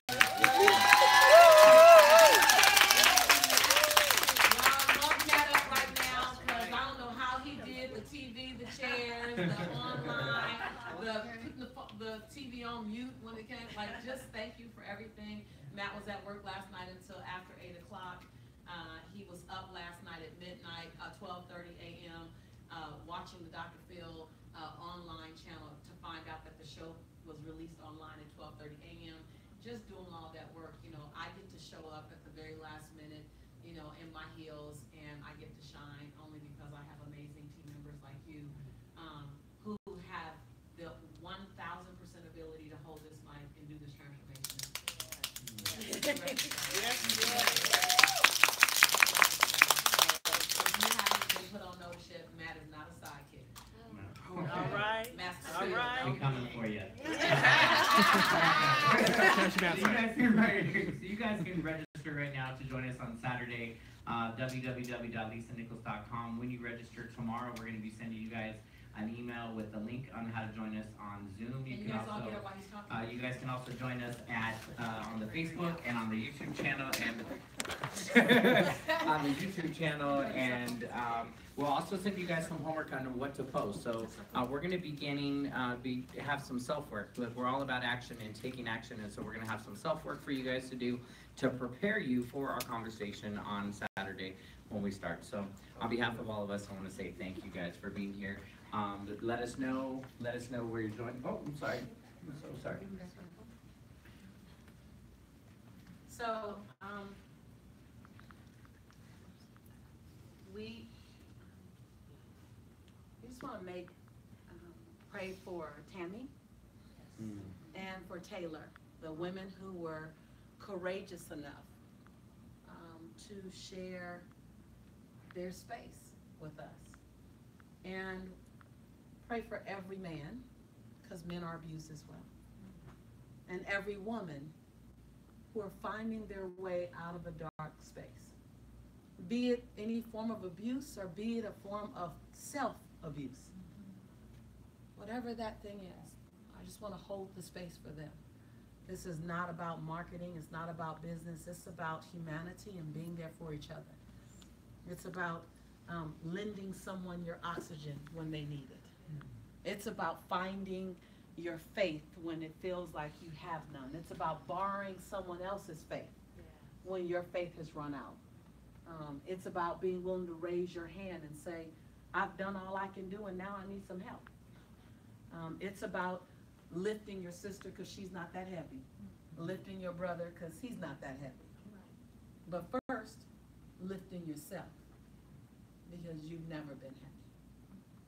And so I just want to just close just with a prayer that allows us to just hold the space and the energy. So if you would take a deep breath, and if you feel comfortable, if you want to, close your eyes. If not, you can look up to the sky, whatever way makes you feel centered and still.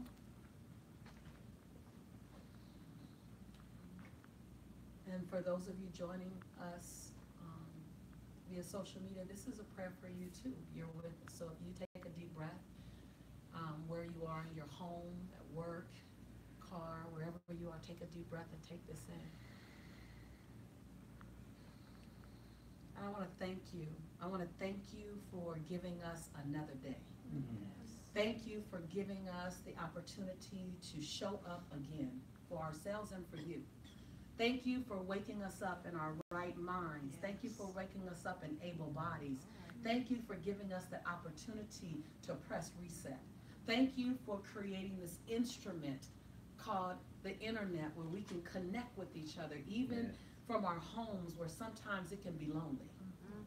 Thank you for giving us the courage to step up for ourselves and show up for ourselves. Thank you for giving us the awareness to stop keeping score and start keeping track. Thank you. Thank you seems like it's not enough. The gratitude that we get to operate with, the awareness that we get to have. You are a God of reset. You're a God of 1,000 second chances. Thank you for giving us 1,000 second chances. And every time we get to 999, thank you for letting us press reset. Thank you for getting us out of our own way. Thank you for reminding us that we have never been alone. Thank you for reminding us that when it's too heavy for us, that we can just rest and let you carry us. Thank you.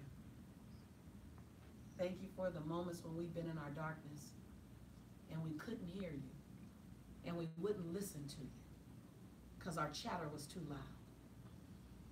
Thank you for just sitting by our sides and waiting till we quiet our chatter, but not leaving us. Thank you for this drive. Thank you for where we'll go. Thank you for trusting me. Thank you for trusting me. In spite of all my poor choices, you still trust me. Thank you. And as we hold hands here, physically in this room, and as we touch and agree, everyone in our social media community, we touch their hands too. As we touch and agree, allow us to borrow each other's strength. bar each other's faith, bar each other's belief. And each and every one of our faiths, and each and every walks of our lives, and the multiple disciplines of religion, we can agree when we say amen. Amen. Ashe, and so it is. Yes, so it is. Thank you guys. Share 3 hugs.